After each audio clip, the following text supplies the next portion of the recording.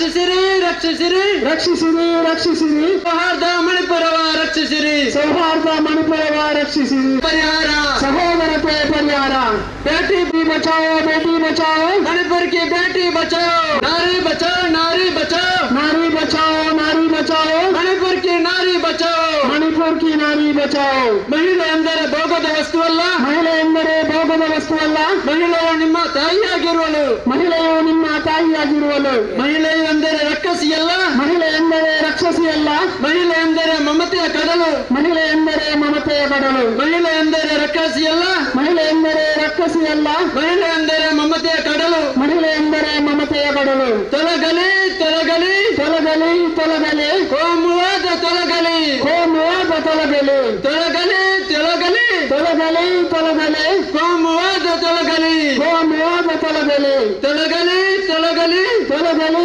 ತೊಲಗಲಿ ಜನಾಂಗೀಯತೆ ತೊಲಗಲಿ ಜನಾಂಗೀಯತೆ ತೊಲಗಲಿ ತೊಲಗಲಿ ತೊಲಗಲಿ ತೊಲಗಲಿ ತೊಲಗಲಿ ಜನಾಂಗೀಯತೆ ತೊಲಗಲಿ ಜನಾಂಗೀಯತೆ ತೊಲಗಲಿ ಧಿಕ್ಕಾರ ಧಿಕ್ಕಾರ ಧಿಕ್ಕಾರ ಧಿಕ್ಕಾರ ಮಣಿಪುರ ಸರ್ಕಾರಕ್ಕೆ ಧಿಕ್ಕಾರ ಮಣಿಪುರ ಸರ್ಕಾರಕ್ಕೆ ಧಿಕ್ಕಾರ ಧಿಕ್ಕಾರ ಧಿಕ್ಕಾರ ಧಿಕ್ಕಾರ ಧಿಕ್ಕಾರ ಕೇಂದ್ರ ಬಿಜೆಪಿ ಸರ್ಕಾರಕ್ಕೆ ಧಿಕ್ಕಾರ ಕೇಂದ್ರ ಬಿಜೆಪಿ ಸರ್ಕಾರಕ್ಕೆ ಧಿಕ್ಕಾರ ಧಿಕ್ಕಾರ ಧಿಕ್ಕಾರ ಧಿಕ್ಕಾರ ಧಿಕ್ಕಾರ ಕೇಂದ್ರ ಬಿಜೆಪಿ ಸರ್ಕಾರಕ್ಕೆ ಧಿಕ್ಕಾರ ಕೇಂದ್ರ ಬಿಜೆಪಿ ಸರ್ಕಾರಕ್ಕೆ ಧಿಕ್ಕಾರ ಮಣಿಪುರ ಜನತೆಯ ಸೌಹಾರ್ದದ ಕದಡಿದ ಮಣಿಪುರ ಜನತೆಯ ಸೌಹಾರ್ದತೆ ಕದಡಿದ ಬಿಜೆಪಿಗೆ ಧಿಕ್ಕಾರ ಬಿಜೆಪಿಗೆ ಧಿಕ್ಕಾರ ಮಣಿಪುರ ಜನತೆಯ ಸೌಹಾರ್ದದ ಕದಡಿದ ಮಣಿಪುರ ಜನತೆಯ ಸೌಹಾರ್ದತೆ ಕದಡಿದ ಬಿಜೆಪಿಗೆ ಧಿಕ್ಕಾರ ಬಿಜೆಪಿಗೆ ಧಿಕ್ಕಾರ ಬಂಧುಗಳೇ, ಕಳೆದ ವರ್ಷ ನಮ್ಮ ಭಾರತ ದೇಶವು ಸ್ವಾತಂತ್ರ್ಯೋತ್ಸವದ ಅಮೃತ ಮಹೋತ್ಸವವನ್ನು ಆಚರಿಸಿತು. ಇವತ್ತು ನಾವು ದಿನಾಂಕ ಜುಲೈ 29 ದಿನದಲ್ಲಿ ಇದ್ದೇವೆ. ಇನ್ನೊಂದು 2 ವಾರದಲ್ಲಿ ನಮ್ಮ ಸ್ವಾತಂತ್ರ್ಯೋತ್ಸವ ಪುನಃ ಮರಳಿ ಬರುತ್ತಿದೆ. ಭಾರತದ ಆಡಳಿತಾರೂಢ ವ್ಯವಸ್ಥೆಯು ಸ್ವಾತಂತ್ರ್ಯೋತ್ಸವದ ಉತ್ಸವತೆಗೆ ಬರದ ಸಿದ್ಧತೆ ನಡೆಸುತ್ತಾ ಇರಬಹುದು. ಆದರೆ ಇಂದು ಭಾರತ ದೇಶದಲ್ಲಿ ಕಾಣುತ್ತಿರುವುದು ಕೂಗು ಒಂದೇ, ಮಣಿಪುರ ರಕ್ಷಿಸಿ, ಭಾರತ ರಕ್ಷಿಸಿ. ಇಂತಹ ಒಂದು ಜನಾಂದೋಲನವೇ ಭಾರತ ದೇಶದಾದ್ಯಂತ ಕಾಣುತ್ತಿರುವುದನ್ನು ನಾವು ನೋಡುತ್ತಾ ಇದ್ದೇವೆ. ಅಂದರೆ ಮಣಿಪುರದಲ್ಲಿ ಕಳೆದ 2.5 ತಿಂಗಳುಗಳಿಂದ ಬಹಳಷ್ಟು ಒಂದು ಮೀಸಲಾತಿಯ ವಿಚಾರವಾಗಿ ನಡೆದಂತಹ ಒಂದು ಪ್ರತಿಭಟನೆ ಹಿಂಸಾಚಾರಕ್ಕೆ ತಿರುಗಿ ಅದು ಕೋಮು ಧ್ರುವೀಕರಣ ಪಡೆದು ಜನಾಂಗೀಯತೆಯ ಒಂದು ಕಾಡ್ಗಿಚ್ಚಿನಂತೆ ಹರಡಿ ಮಣಿಪುರ ಜನತೆ ಇಂದು ಒಂದು ಊಟಕ್ಕೆ ಗತಿ ಇಲ್ಲದೆ, ನಿದ್ರೆಗೆ ಗತಿ ಇಲ್ಲದೆ ಸ್ಥಳಾಂತರ ಅದಷ್ಟು 50,000ಕ್ಕೂ ಮಿಕ್ಕಿ ಮಣಿಪುರ ಜನತೆಯು ಸ್ಥಳಾಂತರವಾಗಿದ್ದಾರೆ ಎಂಬ ಸುದ್ದಿಯನ್ನು ನಾವು ನೋಡ್ತಾ ಇದ್ದೇವೆ. ಸುಮಾರು 200 ಜನಕ್ಕಿಂತಲೂ ಅಧಿಕ ನಾಗರಿಕರು ಪ್ರಾಣವನ್ನು ತೆತ್ತಿದ್ದಾರೆ. ಅದೆಷ್ಟೋ ಸಾವಿರಾರು ಮಣಿಪುರ ನಾಗರಿಕತೆಯು ಅನಾರೋಗ್ಯದಿಂದ ಇದ್ದು ಆಸ್ಪತ್ರೆಯಲ್ಲಿ ದಿನ ದೊರೆಯುತ್ತಾ ಇದ್ದಾರೆ. ಮಣಿಪುರ ಜನತೆಗೆ ಒಂದು ನಿದ್ರೆ ಮಾಡುವ ವ್ಯವಸ್ಥೆ ಇಲ್ಲದಾಗಿ ಹೋಗಿದೆ. ಈ ಸಮಸ್ಯೆಯನ್ನು ಅರಿತುಕೊಂಡು ಭಾರತ ದೇಶದಾದ್ಯಂತ ಒಂದು ಜನಾಂದೋಲನವೇ ನಡೀತಾ ಇದೆ. ಇದೇ ವಾರದಲ್ಲಿ ಮಂಗಳೂರಿನಲ್ಲಿ ಒಂದು 3-4 ಪ್ರತಿಭಟನೆಗಳನ್ನು ನಾವು ನೋಡಿದ್ದೇವೆ, ನಾವು ಭಾಗವಹಿಸಿದ್ದೇವೆ. ಮಣಿಪುರ ಜನತೆಯನ್ನು ರಕ್ಷಿಸಬೇಕಾಗುವುದು ಪ್ರತಿಯೊಬ್ಬ ಭಾರತೀಯರನ್ನ ಕರ್ತವ್ಯ ಎಂದು ಮನಗಾಣುತ್ತಾ ನಾವೊಂದು welfare party of India Ullal ವಿಧಾನಸಭಾ ಕ್ಷೇತ್ರದ ವತಿಯಿಂದ ಈ ಒಂದು ಬೃಹತ್ ಪ್ರತಿಭಟನಾ ಕಾರ್ಯಕ್ರಮವನ್ನು ಹಮ್ಮಿಕೊಂಡಿದ್ದೇವೆ. ನಮ್ಮ ಈ ಬೃಹತ್ ಕಾರ್ಯಕ್ರಮಕ್ಕೆ ನಮ್ಮ welfare party of India Karnataka ರಾಜ್ಯಾಧ್ಯಕ್ಷರಾದ ಅಡ್ವೊಕೇಟ್ ತಾಹಿರ್ ಹುಸೇನ್ ಸಾಬ್ರವರು ಬಂದಿದ್ದಾರೆ. ಅವರನ್ನು ನಾನು ಉಳ್ಳಾಳದ ಜನತೆಯ ಪರವಾಗಿ ಹೃತ್ಪೂರ್ವಕವಾಗಿ ಸ್ವಾಗತಿಸ್ತೇನೆ. ಅದೇ ರೀತಿ ನಮ್ಮ ಈ ಕಾರ್ಯಕ್ರಮದಲ್ಲಿ ನಮ್ಮ ದಕ್ಷಿಣ ಕನ್ನಡ ಜಿಲ್ಲಾ ಅಧ್ಯಕ್ಷರಾದ ವೆಲ್ಫೇರ್ ಪಾರ್ಟಿ ಆಫ್ ಇಂಡಿಯಾ ಇದರ ಜಿಲ್ಲಾಧ್ಯಕ್ಷರಾದ ಅಡ್ವೊಕೇಟ್ ಸರ್ಫರಾಜ್ ಅವರು ಭಾಗವಹಿಸಿದ್ದಾರೆ. ಅವರನ್ನು ಕೂಡ ನಾನು ಉಳ್ಳಾಳದ ಜನತೆಯ ಪರವಾಗಿ, ವೆಲ್ಫೇರ್ ಪಕ್ಷದ ಪರವಾಗಿ ಹೃತ್ಪೂರ್ವಕವಾಗಿ ಸ್ವಾಗತಿಸ್ತೇನೆ. ಅದೇ ರೀತಿ ನಮ್ಮ ರಾಜ್ಯ ಉಪಾಧ್ಯಕ್ಷರಾದ ಸನ್ಮಾನ್ಯ ಶ್ರೀಕಾಂತ್ ಸಾಲ್ಯಾನ್ ಅವರು ನಮ್ಮೊಂದಿಗಿದ್ದಾರೆ. ಅವರನ್ನು ಕೂಡ ನಾನು ಉಳ್ಳಾಳ ಜನತೆಯ ಪರವಾಗಿ, ಪಕ್ಷದ ಪರವಾಗಿ ಹೃತ್ಪೂರ್ವಕವಾಗಿ ಸ್ವಾಗತಿಸಿದ್ದೇನೆ. ಅದೇ ರೀತಿ ನಮ್ಮ ಈ ಕಾರ್ಯಕ್ರಮದಲ್ಲಿ ನಮ್ಮ Ullal welfare party of India ವಿಧಾನಸಭಾ ಕ್ಷೇತ್ರದ ಅಧ್ಯಕ್ಷರಾದ ಅಬ್ದುಲ್ ಸಲಾಂ CSG ರವರಿದ್ದಾರೆ. ಅವರನ್ನು ಕೂಡ ನಾನು ಈ ಕಾರ್ಯಕ್ರಮಕ್ಕೆ ಬಹಳ ಹಾರ್ದಿಕವಾಗಿ ಸ್ವಾಗತಿಸ್ತೇನೆ. ಅದೇ ರೀತಿ ನಮ್ಮೊಂದಿಗೆ ಸಿಂಹಣ್ಣ BM ಸಾಮಾಜಿಕ ಕಾರ್ಯಕರ್ತೆ ಮತ್ತು ಸಾಹಿತಿಗಳು ಅವರು ಕೂಡ ನಮ್ಮೊಂದಿಗಿದ್ದಾರೆ. ಅವರನ್ನು ಕೂಡ ಹೃತ್ಪೂರ್ವಕವಾಗಿ ನಾನು ಸ್ವಾಗತಿಸ್ತೇನೆ.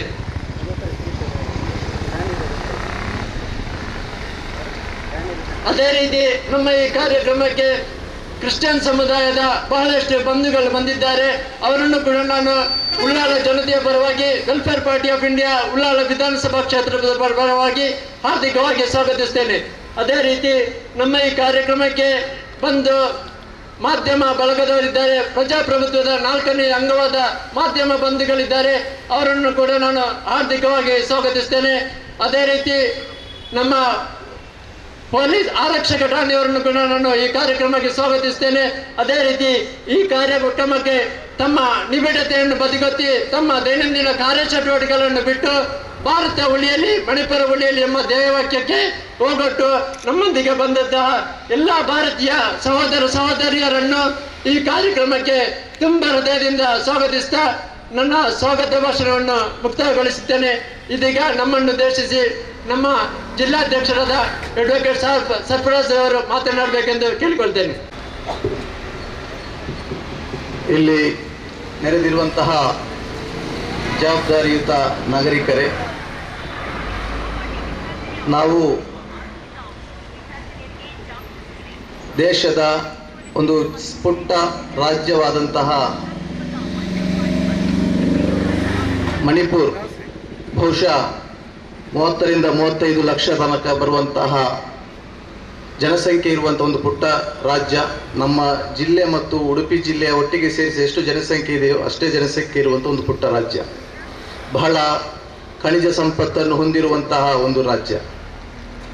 ಕಳೆದ 3 ತಿಂಗಳಿಂದ ಅಲ್ಲಿ ಗಲಭೆಗಳು ನಡೀತಾ ಇದೆ. ಜನಾಂಗೀಯ ಹತ್ಯೆ ಅಂತ ಹೇಳ್ಬೋದು.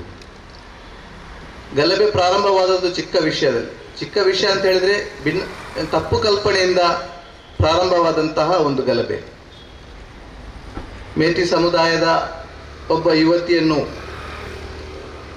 ಪ್ಲಾಸ್ಟಿಕ್ ಅಲ್ಲಿ ಕಟ್ಟಿ ರಸ್ತೆಗೆ ಬಿಸಾಡಿದಂತಹ ಒಂದು ವಿಡಿಯೋ ಅಲ್ಲಿ ಮಣಿಪುರಾದ್ಯಂತ ವೈರಲ್ ಆಗಿ ಹೇಳಲಾಗುತ್ತೆ, ಕುಕ್ಕಿ ಸಮುದಾಯದ ವ್ಯಕ್ತಿಗಳು ಇವರನ್ನು ಕೊಂದು ಹೀಗೆ ಹಾಕಿದ್ದಾರೆ ಅಂತೇಳಿ.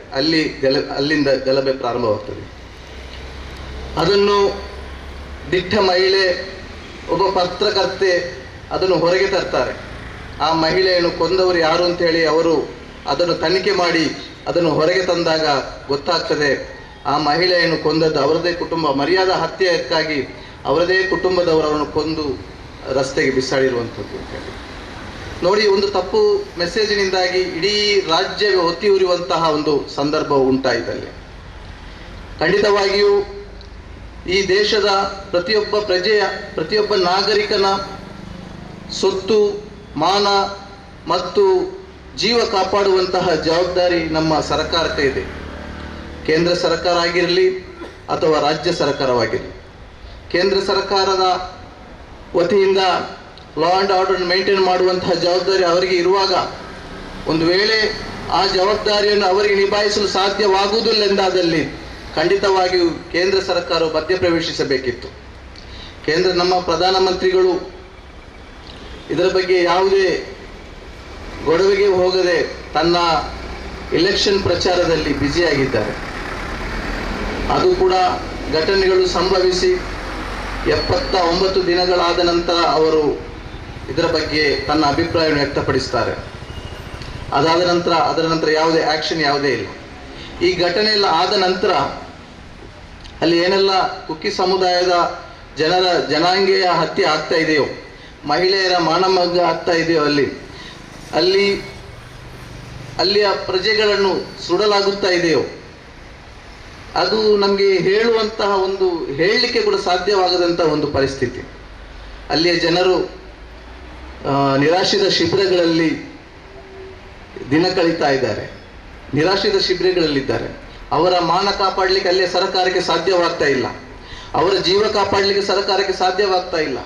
ಅವರ ಸೊತ್ತು ಕಾಪಾಡಲು ಸರ್ಕಾರಕ್ಕೆ ಸಾಧ್ಯವಾಗ್ತಾ ಇಲ್ಲ. ಹೀಗಿರುವಾಗ ಮೊನ್ನೆ ತುಂಬ ವೈರಲ್ ಆಯಿತು ವಿಡಿಯೋ, ಇಬ್ಬರು ಮಹಿಳೆಯರನ್ನು ಅವರನ್ನು ನಗ್ನಗೊಳಿಸಿ ಮೆರವಣಿಗೆ ಮಾಡುವಂಥ ಒಂದು ಹೇಯ ಕೃತ್ಯವು ಇಡೀ ದೇಶಾದ್ಯಂತ ವೈರಲ್ ಆಯಿತು. ಇಡೀ ದೇಶದಲ್ಲಿ ಅದರ ಬಗ್ಗೆ ಪ್ರತಿಭಟನೆ ಆಯಿತು.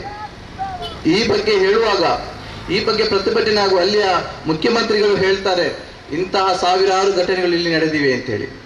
ಇದು ಒಂದಲ್ಲ, ಇಂತಹ ಸಾವಿರಾರು ಘಟನೆಗಳು ಇಲ್ಲಿ ನಡೆದಿವೆ. ಮುಖ್ಯಮಂತ್ರಿಗಳಿಗೂ ಕೂಡ ಅಲ್ಲಿ ಒಂದು ಜನರನ್ನು ಸಂರಕ್ಷಿಸಲು ಸಾಧ್ಯವಾಗದಂತಹ ಪರಿಸ್ಥಿತಿಯಲ್ಲಿ ಅವರಿದ್ದಾರೆ. ಈ ಸಂದರ್ಭದಲ್ಲಿ ಅವರು ಏನು ಮಾಡಬೇಕಿತ್ತು? ಖಂಡಿತವಾಗಿ ಅವರು ಮಾಡಬೇಕಾದಂಥ ಕೆಲಸ, ಅವರು ರಾಜೀನಾಮೆ ನೀಡಿ ಅವರು ಕೆಳಗಿಳಿಬೇಕಿತ್ತು. ಅದೇ ರೀತಿ ಒಂದು ವೇಳೆ ಒಂದು ರಾಜ್ಯವು ಅಲ್ಲಿ ಆ ರಾಜ್ಯದ ಲಾ ಆ್ಯಂಡ್ ಆರ್ಡರ್ ಮೇಂಟೈನ್ ಮಾಡಲಿಕ್ಕೆ ಆಗುವುದಿಲ್ಲ ಅಂತ ಆಗುವುದಾದರೆ, ಮೇಂಟೈನ್ ಮಾಡಲಿಕ್ಕೆ ಸಾಧ್ಯವಾಗುವುದಿಲ್ಲ ಎಂದಾದರೆ ಖಂಡಿತವಾಗಿಯೂ ಕೇಂದ್ರ ಸರ್ಕಾರವು ಮಧ್ಯಪ್ರವೇಶಿಸಬೇಕಿತ್ತು. ಕೇಂದ್ರ ಸರ್ಕಾರವು ಮಧ್ಯಪ್ರವೇಶಿಸಿ ಅಲ್ಲಿಯ ಆಡಳಿತವನ್ನು ಹತೋಟಿ ತಗೊಂಡು ಅಲ್ಲಿರುವಂತಹ ಹಿಂಸೆಯನ್ನು ನಿಲ್ಲಿಸಲು ಬೇಕಾಗಿ ಪ್ರಯತ್ನಿಸಬೇಕಾಗಿತ್ತು. ಅದು ಯಾವುದೂ ಆಗ್ತಾ ಇಲ್ಲ. ಮಾಡಿದ್ರು ಕೂಡ ಅಲ್ಪ ಸ್ವಲ್ಪ ಕೆಲವು ಕಾರ್ಯಕ್ರಮಗಳನ್ನು ಮಾಡ್ತಾ ಇದ್ದಾರೆ, ಕೆಲವು ಫೋರ್ಸ್ಗಳನ್ನ ಹಾಕಿ ಅವರನ್ನು ತಡೆಗಟ್ಟಲು ನೋಡ್ತಾ ಇದ್ದಾರೆ. ಆದರೆ ಖಂಡಿತವಾಗಿ ಈ ಸಂದರ್ಭದಲ್ಲಿ ಇಡೀ ದೇಶದ ಪ್ರಜೆಗಳು, ಮಣಿಪುರದ ಪ್ರಜೆಗಳೊಂದಿಗೆ ನಾವಿದ್ದೇವೆ. ಮಣಿಪುರವನ್ನು ಸಂರಕ್ಷಿಸಬೇಕು ಅಂತ ಹೇಳಿ ನಾವು ಕೇಂದ್ರ ಸರ್ಕಾರದೊಂದಿಗೆ ನಾವು ಬೇಡಿಕೆಯನ್ನು ಇಡ್ತಾ ಇದ್ದೇವೆ. ಮಾತ್ರವಲ್ಲ, ನೋಡಿ, ಮೊನ್ನೆ ರಾಜಸ್ಥಾನ್ ಇಲೆಕ್ಷನ್ ಕ್ಯಾಂಪೇನ್ನಲ್ಲಿ ಪ್ರಧಾನಮಂತ್ರಿಗಳು ಹೇಳ್ತಾರೆ, ಮಹಿಳೆಯರನ್ನು ಸಂರಕ್ಷಿಸಬೇಕಾದಂಥ ಅಗತ್ಯ ಇದೆ ಅಂತ ಹೇಳಿ, ಮಹಿಳೆಯರನ್ನು ಸಂರಕ್ಷಿಸಬೇಕು ಅಂತ ಹೇಳಿ ಪ್ರಧಾನಮಂತ್ರಿಗಳು ಮೊನ್ನೆ 2 ದಿನಗಳ ಮೊನ್ನೆ ಅವರು ಹೇಳ್ತಾರೆ. ಆದರೆ ಅವರು ಆಡುವುದೊಂದು ಮತ್ತು ಅದನ್ನು ಕಾರ್ಯರೂಪಕ್ಕೆ ತರಲು ಅವರಿಗೆ ಕೂಡ ಸಾಧ್ಯ ಆಗ್ತಾ ಇಲ್ಲ ಎಂದಾದರೆ ಅವರು ಕೂಡ ಅವರ ಆ ಕುರ್ಸಿಯಿಂದ, ಅಧಿಕಾರದಿಂದ ಕೆಳಗಿಳಿಯುವಂತಹ ಸೂಕ್ತ ಸಮಯ ಅಂತ ನಾನು ಹೇಳಲಿಕ್ಕೆ ಇಚ್ಛೆಪಡ್ತೇನೆ. ನೋಡಿ, ವಿರೋಧ ಪಕ್ಷದ ಸದಸ್ಯರು, ವಿರೋಧ ಪಕ್ಷದ ಯಾರಿದ್ದಾರೋ, ವಿರೋಧ ಪಕ್ಷದ ಸಂಸದರು ಸಂಸತ್ನಲ್ಲಿ ಈ ಮಣಿಪುರದ ವಿಷಯದಲ್ಲಿ ಚರ್ಚೆ ಆಗಬೇಕು ಅಂತೇಳಿ ಅವರು ಪ್ರತಿಭಟನೆ ಮಾಡುವಾಗ ಅಲ್ಲಿ ಪ್ರಧಾನಮಂತ್ರಿಗಳು ಬರುವುದಿಲ್ಲ. ಪ್ರಧಾನಮಂತ್ರಿಗಳು ಸಂಸತ್ನಲ್ಲಿ ಇಲ್ಲ. ಅವರು ಎಷ್ಟು ದಿನ ಸಂಸತ್ ಸ್ಟಾರ್ಟ್ ಆಗಿ ಇಷ್ಟರ ತನಕ ಪ್ರಧಾನಮಂತ್ರಿಗಳು ಸಂಸತ್ಗೆ ಹಾಜರಾಗಿಲ್ಲ. ಆದರೆ ಅವಿಶ್ವಾಸ ನಿರ್ಣಯವನ್ನು ಯಾವಾಗ ಮಂಡಿಸ್ತಾರೋ, ವಿರೋಧ ಪಕ್ಷದ ಸಂಸದರು ಅವಿಶ್ವಾಸ ನಿರ್ಣಯವನ್ನು ಯಾವಾಗ ಮಂಡಿಸುತ್ತಾರೋ ಆಗ ಅದನ್ನು ನೋಡ್ಬೇಕು, ಇನ್ನು ಬರ್ತಾರಾ ಇಲ್ವಾ ಅಂತೇಳಿ ನೋಡ್ಬೇಕು. ಸ್ಪೀಕರ್ ಅವರು ಅದನ್ನು ಸ್ವೀಕಾರ ಮಾಡಿದ್ದಾರೆ. ಅವಿಶ್ವಾಸ ಮಂಡನೆಯನ್ನು ನಾನು ಕೈಗೊಳ್ತೇನೆ ಅಂತ ಹೇಳಿ ಸ್ಪೀಕರ್ ಅವರು ಹೇಳಿರುವಾಗ ಈಗ ಅದರಲ್ಲಿ ಕೂಡ ಪ್ರಧಾನಮಂತ್ರಿಗಳು ಕಡ್ಡಾಯವಾಗಿ ಭಾಗವಹಿಸಲೇಬೇಕಾಗ್ತದೆ. ಈ ನಿಟ್ಟಿನಲ್ಲಿ ಅದು ಕೂಡ ನಾವು ಕಾದು ನೋಡುವ. ಅದೇ ರೀತಿ ನಾವು ಭಾವಿಸಿದ್ದೆವು, ಈ ಏನು ಗಲಭೆಗಳೇನಿದೆಯೋ, ಈ ಗಲಭೆಗಳು, ಈ ಹಿಂಸೆ ಏನಿದೆಯೋ ಕಡಿಮೆ ಆಗ್ಬೋದು ಅಂತೇಳಿ ಭಾವಿಸಿದ್ದೆವು. ಪತ್ರಗಳಲ್ಲಿ ಅದರ ನ್ಯೂಸ್ಗಳು ಬರ್ಬೋದು ಅಂತೇಳಿ ಭಾವಿಸಿದ್ದೆವು. ಆದರೆ ದಿನ ಹೋದಂತೆ ನಿನ್ನೆ ಪತ್ರದಲ್ಲಿ ನೋಡುವಾಗ, ಇವತ್ತಿನ ಪತ್ರದಲ್ಲಿ ನೋಡುವಾಗ ಅಲ್ಲಿ ಗಲಭೆಗಳು ಇನ್ನೂ ಹೆಚ್ಚಾಗ್ತಾ ಇದೆ, ಹಿಂಸೆಗಳು ಹೆಚ್ಚಾಗ್ತಾ ಇದೆ. ಯಾವುದೇ ಕಡಿಮೆ ಆಗುವಂಥದ್ದು ಕಾಣ್ತಾ ಇಲ್ಲ ನಮಗೆ. ಈ ನಿಟ್ಟಿನಲ್ಲಿ ಇಂತಹ ಕಡಿಮೆ ಆಗುವಂಥದ್ದು ನಮಗೆ ಕಾಣ್ತಾ ಇಲ್ಲದ ಈ ಸಂದರ್ಭದಲ್ಲಿ ನಾನು ಹೇಳಲಿಕ್ಕೆ ಇಚ್ಛೆಪಡೋದೇನು ಅಂತ ಹೇಳಿದ್ರೆ, ಸಂಪೂರ್ಣವಾಗಿ ಕೇಂದ್ರ ಸರ್ಕಾರವಾಗಿರಲಿ, ರಾಜ್ಯ ಸರ್ಕಾರವಾಗಿರಲಿ, ಒಂದು ಚಿಕ್ಕ ಪುಟ್ಟ ರಾಜ್ಯದ ಒಂದು ಲಾ ಆ್ಯಂಡ್ ಆರ್ಡರ್, ಒಂದು ಶಾಂತಿಯನ್ನು ಕಾಪಾಡಲು, ಅಲ್ಲಿರುವ ಪ್ರಜೆಗಳ ಮಾನವನ್ನು ಕಾಪಾಡಲು, ಅಲ್ಲಿರುವ ಪ್ರಜೆಗಳ ಸಂಪತ್ತನ್ನು ಕಾಪಾಡಲು, ಅಲ್ಲಿರುವ ಪ್ರಜೆಗಳ ಜೀವವನ್ನು ಕಾಪಾಡಲು ಅವರು ಸೋತು ಹೋಗಿದ್ದಾರೆ. ಈ ನಿಟ್ಟಿನಲ್ಲಿ ಖಂಡಿತವಾಗಿಯೂ ನಾವು ರಾಷ್ಟ್ರಪತಿಯವರೊಂದಿಗೆ ನಾವು ಮನವಿ ಮಾಡ್ತಾ ಇದ್ದೇವೆ. ಖಂಡಿತವಾಗಿಯೂ ಅಲ್ಲಿ ರಾಷ್ಟ್ರ ಆಳ್ವಿಕೆಯನ್ನು ಹೇರಬೇಕು ಅಂತೇಳಿ ನಾವು ಈ ಸಂದರ್ಭದಲ್ಲಿ ಎರಡೂ ಸರ್ಕಾರಗಳನ್ನು ವಜಾಗೊಳಿಸಿ ರಾಷ್ಟ್ರಪತಿ ಆಡಳಿತವನ್ನು ಅಲ್ಲಿ ಹೇರಬೇಕು ಅಂತೇಳಿ ನಾವು ಮನವಿ ಮಾಡ್ತಾ ಇದ್ದೇವೆ. ಈ ಸಂದರ್ಭದಲ್ಲಿ ನಾವು ಏನೆಲ್ಲ ಇಲ್ಲಿ ಮಣಿಪುರದಲ್ಲಿ ಏನೆಲ್ಲ ಘಟನೆಗಳು ನಡೆದಿದೆಯೋ ಮತ್ತು ಏನೆಲ್ಲ ನಡೀತಾ ಇದೆಯೋ ಅದನ್ನು ನಾವು ತೀವ್ರವಾಗಿ ಖಂಡಿಸ್ತೇವೆ. ಮತ್ತು ಸರ್ಕಾರವು ಇನ್ನೂ ಕಾಲ ಮಿಂಚಿಲ್ಲ, ಇನ್ನೂ ಕೂಡ ತಮ್ಮ ಬೇಳೆ ಬೇಯಿಸುವಂತಹ ತನ್ನ ಹಿತಾಸಕ್ತಿಯನ್ನು ದೂರವಿಟ್ಟುಕೊಂಡು ಅಲ್ಲಿಯ ಮಣಿಪುರದ ನಾಗರಿಕರ ಹಿತಾಸಕ್ತಿಯನ್ನು ನೀವು ಕಾಪಾಡಬೇಕು, ಅವರ ಮಾನವನ್ನು ಕಾಪಾಡಬೇಕು, ಅವರ ಆಸ್ತಿಯನ್ನು ಕಾಪಾಡಬೇಕು ಮತ್ತು ಅವರ ಜೀವವನ್ನು ಕಾಪಾಡಬೇಕು ಅಂತೇಳಿ ನಾನು ಈ ಸಂದರ್ಭದಲ್ಲಿ ಕೇಂದ್ರ ಸರ್ಕಾರದೊಂದಿಗೆ ನಾನು ಬೇಡಿಕೆಯನ್ನು ನೀಡುತ್ತಾ ನನ್ನ ಈ ಖಂಡನ ಮಾತನ್ನು ನಾನು ಮುಕ್ತಾಯಗೊಳಿಸ್ತಾ ಇದ್ದೇನೆ. ಜೈ ಹಿಂದ್, ಜೈ ಭಾರತ್.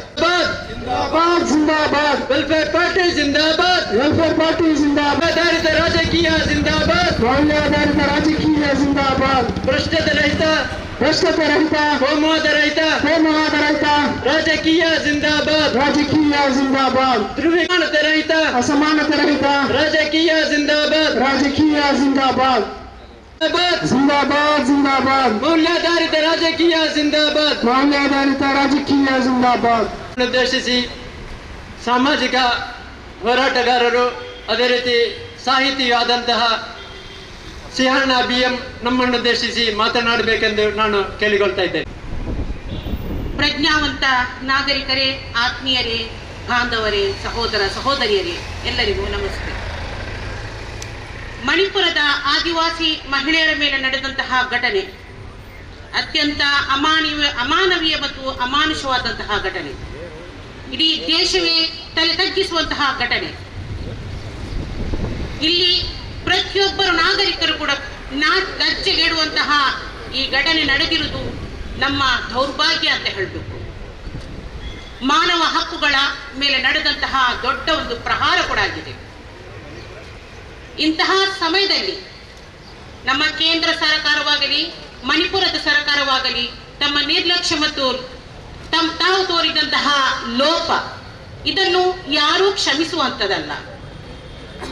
ನಮ್ಮ ದೇಶದ ಮೇಲೆ ನಡೆಯುತ್ತಿರುವಂತಹ ಹೆಣ್ಣು ಮಕ್ಕಳ ಮೇಲೆ ನಡೆಯುತ್ತಿರುವಂತಹ ದೌರ್ಜನ್ಯಗಳಾಗಲಿ, ಅಲ್ಪಸಂಖ್ಯಾತರ ಮೇಲೆ ನಡೆಯುತ್ತಿರುವಂತಹ ಶೋಷಣೆಗಳಾಗಲಿ, ದುರ್ಬಲ ಸಮುದಾಯಗಳ ಮೇಲೆ ನಡೆಯುತ್ತಿರುವಂತಹ ದೌರ್ಜನ್ಯಗಳಾಗಲಿ, ಇದೆಲ್ಲವೂ ದಿನದಿಂದ ದಿನಕ್ಕೆ ಕಪ್ಪು ಕಲೆಗಳನ್ನು ತುಂಬಿಸುತ್ತಾ ಬಂದಿದೆ. ಆ ಕಪ್ಪು ಕಲೆಗಳಲ್ಲಿ ಇದೊಂದು ಮಣಿಪುರದ ಒಂದು ಘಟನೆ ಕೂಡ ಬಂದು ಸೇರಿದೆ.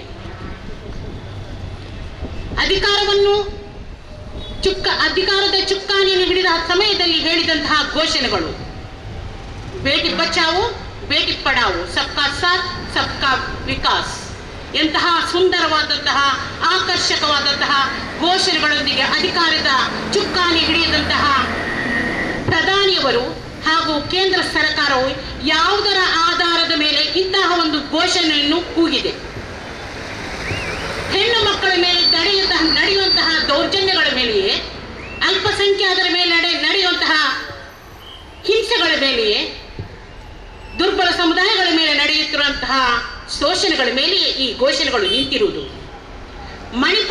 ಇಂದು ಮಣಿಪುರದ ನಾವು ಘಟನೆಯನ್ನು ನೋಡುವುದಾದರೆ ಇಬ್ಬರು ಹೆಣ್ಣು ಮಕ್ಕಳನ್ನು ಬೆತ್ತಲೆಗೊಳಿಸಿದಂತಹ ಒಂದು ನಿರ್ಲಜ್ಜವಾದಂತಹ ಒಂದು ಅತ್ಯಂತ ಕ್ರೂರವಾದಂತಹ ಪೈಶಾಚಿಕವಾದಂತಹ ಆ ಕೃತ್ಯ ಏನಿದೆಯೋ ಅದು ಪ್ರತಿಯೊಬ್ಬ ನಾಗರಿಕ ಕೂಡ ತಗ್ಗಿಸುವಂತಹ ರೀತಿಯಲ್ಲಿ ಆಗಿದೆ. ಎಂತಹ ರೀತಿಯಲ್ಲಿ ಆ ಬೆತ್ತಲೆಗೊಳಿಸಿ ಆ ಹೆಣ್ಣು ಮಕ್ಕಳನ್ನು ಎಳೆದೊಯ್ಯುವಾಗ ಆ ಹೆಣ್ಣು ಮಕ್ಕಳ ಮೇಲೆ ಆಗಿರುವಂತಹ ಮಾನಸಿಕ ಮತ್ತು ದೈಹಿಕವಾದಂತಹ ಒಂದು ಹಿಂಸೆಗಳು ಯಾವ ರೀತಿ ಇದೆ ಎಂದು ನಾವು ಅದನ್ನು ಊಹಿಸಲು ಕೂಡ ಅಸಾಧ್ಯವಾಗಿದೆ. ಒಂದು ಕರುಣೆ ಇಲ್ಲದಂತಹ ಕಟುಕ ಮನುಷ್ಯರ ನಡುವೆ ಆ ಇಬ್ಬರು ಹೆಣ್ಣು ಮಕ್ಕಳು ಅಷ್ಟು ದೊಡ್ಡ ನರಿ ಮಂದಿಗಳ ನಡುವೆ, ಆ ನಾಯಿಗಳ ನಡುವೆ ಆ ಹೆಣ್ಣು ಮಕ್ಕಳು ನಡೆದು ಬಂದಂತಹ ರೀತಿ ನೋಡುವಾಗ ಎಂತಹ ಕರುಳು ಕೂಡ, ಎಂತಹ ಮಾನವ ಕರುಳು, ಯಾವ ಮಾತೃ ಹೃದಯ ಕೂಡ ಕರಗುವಂತಹದು. ಆದರೆ ಆ ಅಷ್ಟು ಜನರಲ್ಲಿ ಒಬ್ಬರಿಗೆ ಕೂಡ ಕರುಣೆ ಉಕ್ಕಿ ಬರಲಿಲ್ಲ. ಎಂತಹ ಒಂದು ಸಮುದಾಯವನ್ನು, ಎಂತಹ ಒಂದು ಸಮೂಹವನ್ನು, ಎಂತಹ ಒಂದು ಜನಾಂಗವನ್ನು ನಾವು ಮುಂದಿನ ದೇಶಕ್ಕೆ ನಾವು ಮುಂದಿನ ಕೊಡುಗೆಯಾಗಿ ಕೊಡುತ್ತಿದ್ದೇವೆಂದು ಚಿಂತಿಸಬೇಕಾಗಿದೆ. ಈ ಮಣಿಪುರದ ಈ ಹೆಣ್ಣು ಮಕ್ಕಳನ್ನು ಬೆತ್ತಲೆಗೊಳಿಸಿ ಆ ರೀತಿ ಎಳೆದುಕೊಂಡು ಬರುವಾಗ ಆ ಹೆಣ್ಣು ಮಕ್ಕಳ ಆಕ್ರಂದನ, ಚೀರಾಟ ಕೇಳುತ್ತಾ ಉಂಟು. ಬೆತ್ತಲೆಗೊಳಿಸಿದ ಯಾರನ್ನು ನಿಜವಾಗಿ ನಾವು ಚಿಂತಿಸಬೇಕಾಗಿದೆ. ಬೆತ್ತಲೆಗೊಳಿತದಲ್ಲಿ ಹೆಣ್ಣು ಮಕ್ಕಳಲ್ಲ, ಈ ದೇಶದ ಪ್ರಧಾನಿ, ಈ ದೇಶ ಅದಾಗಿದೆ ಅಲ್ಲಿ ಬೆತ್ತಲೆಗೊಂಡದು. ಮತ್ತು ಆ ರೀತಿ ಬೆತ್ತಲೆಗೊಳಿಸಿದಂತಹ ಗಂಡು ಮನಸ್ಸಿನ ಆ ವಿಕೃತ ಕಾಮಗಳು. ಇಲ್ಲಿ ಹೆಣ್ಣು ಮಕ್ಕಳಲ್ಲ, ಆ ಇಬ್ಬರು ಹೆಣ್ಣು ಮಕ್ಕಳೆಲ್ಲ ಬೆತ್ತಲೆಗೊಂಡದು. ಎಂತಹ ಇಷ್ಟು ಒಂದು ಸಮೃದ್ಧವಾದಂತಹ ಐತಿಹಾಸಿಕವಾದಂತಹ ನಮ್ಮ ದೇಶ, ಸಂಪತ್ಭರಿತವಾದಂತಹ ದೇಶ ಹಿಂದೊಮ್ಮೆ ಎಲ್ಲ ರಾಷ್ಟ್ರಗಳಲ್ಲಿ, ಎಲ್ಲ ದೇಶಗಳಲ್ಲಿ ಒಂದು ಹೆಸರು ಪಡೆದಿತ್ತು. ಹೆಮ್ಮೆಯಿಂದ ನೋಡುತ್ತಿದ್ದಂತಹ ದೇಶ ಇಂದು ಇತರ ದೇಶಗಳು ನಮ್ಮ ಮೇಲೆ ಚೀಮಾರಿ ಹಾಕುವಂತಹ ಪರಿಸ್ಥಿತಿಗೆ ತಂದು ನಿಲ್ಲಿಸಿದೆ. ಯಾವ ಸ್ಥಿತಿಯಲ್ಲಿ ನಾವು ಇಂದು ಇದ್ದೇವೆ ಎಂದು ನಾವು ಚಿಂತಿಸಬೇಕಾಗಿದೆ. ಮಣಿಪುರದ ಈ ಹೆಣ್ಣು ಮಕ್ಕಳನ್ನು ಅತ್ಯಾಚಾರಗೊಳಿಸಿ, ಅವರನ್ನು ಬೆತ್ತಲಗೊಳಿಸಿ ಅತ್ಯಾಚಾರಗೊಳಿಸಿದ ನಂತರ ಕೂಡ ಅಲ್ಲಿ ಅಕ್ರಮಗಳು ನಿಂತಿಲ್ಲ. ಇನ್ನು ಗಲಭೆಯ ಆ ತೀವ್ರತೆ ಮುಗಿಲೆತ್ತರಕ್ಕೆ ಏರುತ್ತಿದೆ. ಅಲ್ಲಿಯ ಜನರು, ಆ ಕುಕ್ಕಿ ಸಮುದಾಯ ಮತ್ತು ಮೇಟಿ ಸಮುದಾಯಗಳ ಜನಾಂಗಗಳ ನಡುವೆ, ಆ ಸಮುದಾಯಗಳ ನಡುವೆ ಬಿಕ್ಕಟ್ಟನ್ನು ಸೃಷ್ಟಿಸಿ ಅವರ ನಡುವೆ ಇನ್ನಷ್ಟು ಆ ದ್ವೇಷದ ಕಾವನ್ನು ಹರಡುತ್ತಿರುವಂತಹ ಆ ಸರ್ಕಾರದ ಮೇಲೆ ನಿಜವಾಗಿಯೂ ನಮಗೆ ಬೇಸರವಾಗುತ್ತಿದೆ. ಹೆಣ್ಣು ಮಕ್ಕಳ ಮೇಲೆ ಒಂದು ಕರುಣೆ ತೋರಿಸಿದಂತಹ ಸರ್ಕಾರ ಅಲ್ಲಿರಬೇಕಾದರೆ ಇನ್ನೆಷ್ಟು ಅಂತಹ ಘಟನೆಗಳು ಅಲ್ಲಿ ನಡೆದಿರಬಹುದು. ಚೂರ್ಚಂದ್ ಎಂಬ ಪುರದಲ್ಲಿ ನಡೆದಂತಹ ಒಂದು ಕುಕ್ಕಿ ಸಮುದಾಯದ ಒಂದು ಮಹಿಳೆಯನ್ನು ಒಂದು ಪ್ಲಾಸ್ಟಿಕ್ ಕವರಲ್ಲಿ ಹಾಕಿದಂತಹ ಒಂದು ಘಟನೆಯ ಮೂಲಕ ಕುಕ್ಕಿ ಸಮುದಾಯದ ಮೇಲೆ 800 ಮಂದಿ ಮೇಟಿ ಸಮುದಾಯದವರು ಬಂದು ಆಕ್ರಮಣ ಮಾಡಿದಾಗ, ಆ ಮನೆಯಲ್ಲಿ ಬಂದು ಮಾಡಿದಾಗ ಅಲ್ಲಿದ್ದದು 52 ವರ್ಷದ ಒಬ್ಬ ವೃದ್ಧ ಮತ್ತು 18 ವರ್ಷದ ಒಬ್ಬ ಹುಡುಗ ಮಾತ್ರ ಇದ್ದದು, ಮತ್ತು ಉಳಿದವರು ಹೆಣ್ಣು ಮಕ್ಕಳಿದ್ರು. ಅವರನ್ನು ಪೊಲೀಸರು ಕೈವಶಪಡಿಸಿಕೊಂಡರು. ಅದರ ನಂತರ ಈ ಮೇಟಿ ಸಮುದಾಯದವರು ಪೊಲೀಸರ ಮೇಲೆ ಒತ್ತಾಯ ಮಾಡಿ ಅವರನ್ನು ಇವರ ಕೈಗೆ ಒಪ್ಪಿಸಿದರು. ಅದರ ನಂತರ ಈ ಹೆಣ್ಣು ಮಕ್ಕಳ ಮೇಲೆ ಈ ರೀತಿಯ ಒಂದು ದೌರ್ಜನ್ಯಗಳು ನಡೆದವು. ಅದು ಎಷ್ಟು ದಿನಗಳವರೆಗೆ ಅಲ್ಲಿ ಏನಾಗಿದೆ ಅಂದ್ರೆ ನಮ್ಗೆ ಯಾವ ಸುದ್ದಿ ಕೂಡ ಸಿಗ್ತಾ ಇಲ್ಲ. ಇಂಟರ್ನೆಟ್ಗಳು ಕಟ್ ಆಗಿದೆ. ಅದೊಂದು ಟೂಲ್ ಕಿಟ್ ಅಂತ ಹೇಳ್ಬೋದು. ಯಾವುದೇ ಸುದ್ದಿ ಕೂಡ ಹೊರಗೆ ಬರದಂತೆಯೇ ಆ ರೀತಿ ಒಂದು ಇಂಟರ್ನೆಟ್ಗಳನ್ನು ಕಟ್ ಮಾಡಿಟ್ಟಿದ್ದಾರೆ. ಸೊ ಪೊಲೀಸ್ ವ್ಯವಸ್ಥೆ ಇಲ್ಲ, ಸುರಕ್ಷತೆ ಇಲ್ಲ. ಮೇಟಿ ಸಮುದಾಯದ ಜನರು ಪೊಲೀಸ್ ಸ್ಟೇಷನ್ಗೆ ನುಗ್ಗಿ ಅಲ್ಲಿರುವಂತಹ ಗನ್ಗಳನ್ನು ವಶಪಡಿಸಿಕೊಂಡಾಗ ಅಲ್ಲಿರುವ ಪೊಲೀಸರು ಎಂತಹ ಮೌನಕ್ಕೆ ಹೋಗಿದ್ದಾರೋ, ಎಂತಹ ಒಂದು ಜಾಗೃತಿಯ ಮನಸ್ಸನ್ನು ಅವರು ಹೊಂದಿದ್ದಾರೋ ಎಂದು ನಾವು ಚಿಂತಿಸಬೇಕಾಗಿದೆ. ಹಾಗಾದರೆ ಆ ಒಂದು ಪೊಲೀಸ್ ಸ್ಟೇಷನ್ಗೆ ಹೋಗಿ ಅಕ್ರಮ ಮಾಡಿ ಗನ್ನುಗಳನ್ನು ವಶಪಡಿಸಿಕೊಳ್ಳುವಾಗ ಅಂತ ಎಚ್ಚೆತ್ತುಕೊಳ್ಳದಂತಹ ಪೊಲೀಸ್ ವ್ಯವಸ್ಥೆ ಇನ್ನು ಅಲ್ಲಿರುವ ಜನರಿಗೆ ಎಂತಹ ಭದ್ರತೆಯನ್ನು ಕೊಡಬಹುದೆಂದು ನಾವು ಚಿಂತಿಸಬೇಕಾಗಿದೆ.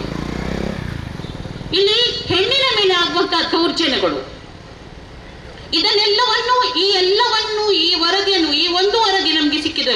ಒಂದು ವಿಡಿಯೋ ನಮಗೆ ವೈರಲ್ ಆಗಿ ಸಿಕ್ಕಿದ್ದು. ಆ ವರದಿಯನ್ನು ಹೊರಹಾಕಿದಂತ ಪತ್ರಕರ್ತೆಯಾದ ಅದರ ಪತ್ರಕರ್ತೆಯಾದ ಸೋನಾಲ್ ಇವರು ಹೊರಹಾಕಿದಾಗ ನಮಗೆ ಆ ವಿಷಯ ಸಿಕ್ಕಿದ ನಂತರ, ಅದು 3 ತಿಂಗಳ ನಂತರ ಮೌನ ವಹಿಸಿದಂತ ಪ್ರಧಾನಿಯವರು ಆಗ ಒಂದು ಸ್ವಲ್ಪ ಮಟ್ಟಿಗೆ ಅವರು ತುಟಿತಿರೋದ್ರು ಅಷ್ಟೇ. ಅದರ ನಂತರ ಯಾವುದೇ ಒಂದು ರೀತಿಯ ಒಂದು ಕಾರ್ಯಾಚರಣೆ ಅಲ್ಲಿ ನಡೆದಿಲ್ಲ. ಹೆಣ್ಣಿನ ಮೇಲೆ ನಡೆಯುವಂತಹ ಈ ದೌರ್ಜನ್ಯಗಳು ದಿನದಿಂದ ದಿನಕ್ಕೆ ಇಲ್ಲಿ ಹೆಚ್ಚಾಗುತ್ತಾ ಇದೆ. ಧರ್ಮದ ಹೆಸರಲ್ಲಾಗಲಿ, ಜಾತಿಯ ಹೆಸರಲ್ಲಾಗಲಿ, ಜನಾಂಗದ ಹೆಸರಲ್ಲಾಗಲಿ ಪ್ರಬಲವಾಗಿ ದೌರ್ಜನ್ಯದ ಒಂದು ಅಸ್ತ್ರವಾಗಿ ಮಾರ್ಪಾಡುತ್ತಿರುವುದು ಹೆಣ್ಣು. ಆ ಹೆಣ್ಣನ್ನು ಆ ರೀತಿ ಚಿತ್ರೀಕರಿಸಿ ಗಂಡು ಮನಸ್ಸಿನಲ್ಲಿ ಅಂತಹ ಒಂದು ಕ್ರೂರತೆಯನ್ನು, ದ್ವೇಷವನ್ನು ಸೃಷ್ಟಿಸಬೇಕಾದರೆ ಹೆಣ್ಣಿನ ಒಂದು ಸ್ಥಾನಮಾನ ಇಲ್ಲಿ ಈ ದೇಶದಲ್ಲಿ ಎಷ್ಟರ ಮಟ್ಟಿಗಿದೆ ಎಂದು ನಾವು ಚಿಂತಿಸಬೇಕಾಗಿದೆ. ಈ ಹೆಣ್ಣನ್ನು ಆ ರೀತಿ ಅಕ್ರಮಗೊಳಿಸಿ ಇದು ಈ ದೇಶದಲ್ಲಿ ನಡೆದಿರುವಂತಹ ಮೊದಲ ಘಟನೆ ಏನಲ್ಲ. ಈ ದೇಶದಲ್ಲಿ ಹಲವಾರು ಬರಿ ಆ ಘಟನೆಗಳು ನಡೆದಿದೆ. ಬಿಲ್ಕಿಸ್ ಬಾನು ಎಂಬ ಮಹಿಳೆಯ ಮೇಲೆ ನಡೆದಂತಹ ಅತ್ಯಾಚಾರಗಳು, ಅದರಲ್ಲಿ ಆರೋಪಿಗಳೆಂದು ಬಂಧಿತರಾದಂತಹ 11 ಮಂದಿಯ ಸಂಸ್ಕಾರವಂತರೆಂದು ಬಿಡುಗಡೆಗೊಳಿಸಿದಂತಹ ಒಂದು ಸಂಸ್ಕಾರವಂತರು ಯಾವ ರೀತಿ ಎಂದು ತೋರಿಸಿಕೊಡಲಾಗದಂತಹ ಒಂದು ಪರಿಸ್ಥಿತಿಯನ್ನು ನಮ್ಮ ದೇಶವನ್ನು ಸೃಷ್ಟಿ ಮಾಡಿದೆ. ಇಲ್ಲಿ ಯಾರು ಸಂಸ್ಕಾರವಂತರೆಂದು ನಾವು ಗುರುತಿಸಿ ಕೂಡ ಸಾಧ್ಯವಾಗದಂತಹ ಒಂದು ಪರಿಸ್ಥಿತಿ. ಹಾಗಾದ್ರೆ ಯಾರನ್ನು ಸಂಸ್ಕಾರವಂತರೆಂದು ಹೇಳಬೇಕು? ಅತ್ಯಾಚಾರ ಮಾಡಿದವರನ್ನೇ, ಕೊಲೆಗಳನ್ನು ಮಾಡಿದವರನ್ನೇ. ಅದರ ನಂತರ ಅಲ್ಲಿ ಹಲವಾರು ಕೊಲೆಗಳು ನಡೆದವು. ಆದರೂ ಅವುಗಳೆಲ್ಲ ಪ್ರಕರಣಗಳೆಲ್ಲವೂ ನೀರ ಆವಿಯಂತೆ ಅಲ್ಲಿ ಮರೆಯಾಗಿ ಹೋಯಿತು. ಅದರ ನಂತರ ನೋಡಬೇಕಾದರೆ ನಾವು ಕುಸ್ತಿಪಟುಗಳಾದಂತಹ ಮಹಿಳೆಯರ ಮೇಲೆ ನಡೆದಂತಹ ದೌರ್ಜನ್ಯ, ಹತ್ರಾಸಿ ಮಹಿಳೆಯ ಮೇಲೆ, ಆ ಹೆಣ್ಣು ಮಗಳ ಮೇಲೆ ನಡೆದಂತಹ ದೌರ್ಜನ್ಯ, ಅತ್ಯಾಚಾರ, ಕೊಲೆ, ಇದಕ್ಕೆಲ್ಲದಕ್ಕೂ ಪ್ರಧಾನಿಯವರು ಮೌನವನ್ನೇ ವಹಿಸಿದ್ದಾರೆ ಹೊರತು ಅದರ ಯಾವುದರ ಮೇಲೂ ಅವರು ಆಕ್ಷನ್ ಅಂತ ಹೇಳಿಲ್ಲ. ನಮಗೆ ಬೇಕಾಗಿರೋದು ಒಬ್ಬ ಉತ್ತಮವಾದಂತಹ ನಾಯಕತ್ವವನ್ನು ವಹಿಸುವಂತ ನಾಯಕನ ಅಗತ್ಯ ಇದೆ. ನಾಯಕನಿಲ್ಲದಂತಹ ದೇಶ ತನ್ನ ಬೆನ್ನೆಲುಬನ್ನು ಕಳೆದುಕೊಂಡಂತೆ. ಆ ಬೆನ್ನೆಲುಬುಗಳು ಗಟ್ಟಿಯಾಗಬೇಕಾದರೆ ನಾಯಕತ್ವವನ್ನು ವಹಿಸಿಕೊಳ್ಳುವಂತ ನಾಯಕನ ಅಗತ್ಯ ಖಂಡಿತವಾಗಿ ಈ ದೇಶಕ್ಕಿದೆ. ಇದು ಪ್ರತಿಯೊಬ್ಬ ಇಲ್ಲಿ ನಾಗರಿಕರು, ಇಲ್ಲಿ ಪ್ರಜೆಗಳು, ಭಾರತ ದೇಶದ ಪ್ರಜೆಗಳು ಆಗ್ರಹಿಸುವಂತ ಒಂದು ಆಗ್ರಹ ಕೂಡ ಆಗಿದೆ. ನಮಗೊಬ್ಬ ಉತ್ತಮವಾದ ನಾಯಕನ ಇಲ್ಲಿ ಬೇಕು. ಇನ್ನು ನೋಡುವುದಾದರೆ ಮಣಿಪುರದ ಆ ಸಿಎಂ ಮುಖ್ಯಮಂತ್ರಿ ಹೇಳಿದಂತ ಹೇಳಿಕೆ, ಇಲ್ಲಿ ಸಾವಿರಾರು ಘಟನೆಗಳು ಹೀಗೆ ನಡೀತಾ ಇದೆ. ಹಾಗಾದರೆ ಒಬ್ಬ ಅಂತಹ ಒಂದು ಅಧಿಕಾರದಲ್ಲಿ ನಿಂತಹ ಮುಖ್ಯಮಂತ್ರಿ ಆ ರೀತಿ ಒಂದು ಹೇಳಿಕೆ ಹೇಳಬೇಕಾದರೆ ಆ ದೇಶ, ಆ ನಾಡಿನಲ್ಲಿರುವಂತಹ, ಆ ರಾಜ್ಯದಲ್ಲಿರುವಂತಹ ಜನರ ಪರಿಸ್ಥಿತಿ ಹೇಗಿರಬಹುದು?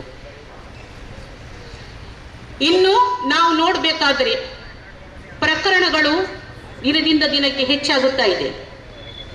ನಮ್ಮಲ್ಲಿ ಪ್ರತಿಭಟನೆಯ ಕಾವು ಯಾವ ರೀತಿ ಹುಟ್ಟಿಕೊಂಡಿದೆ ಅಂತ ನಾವು ಇನ್ನೂ ಕೂಡ ತಿಳಿದುಕೊಳ್ಳಬೇಕಾಗಿದೆ.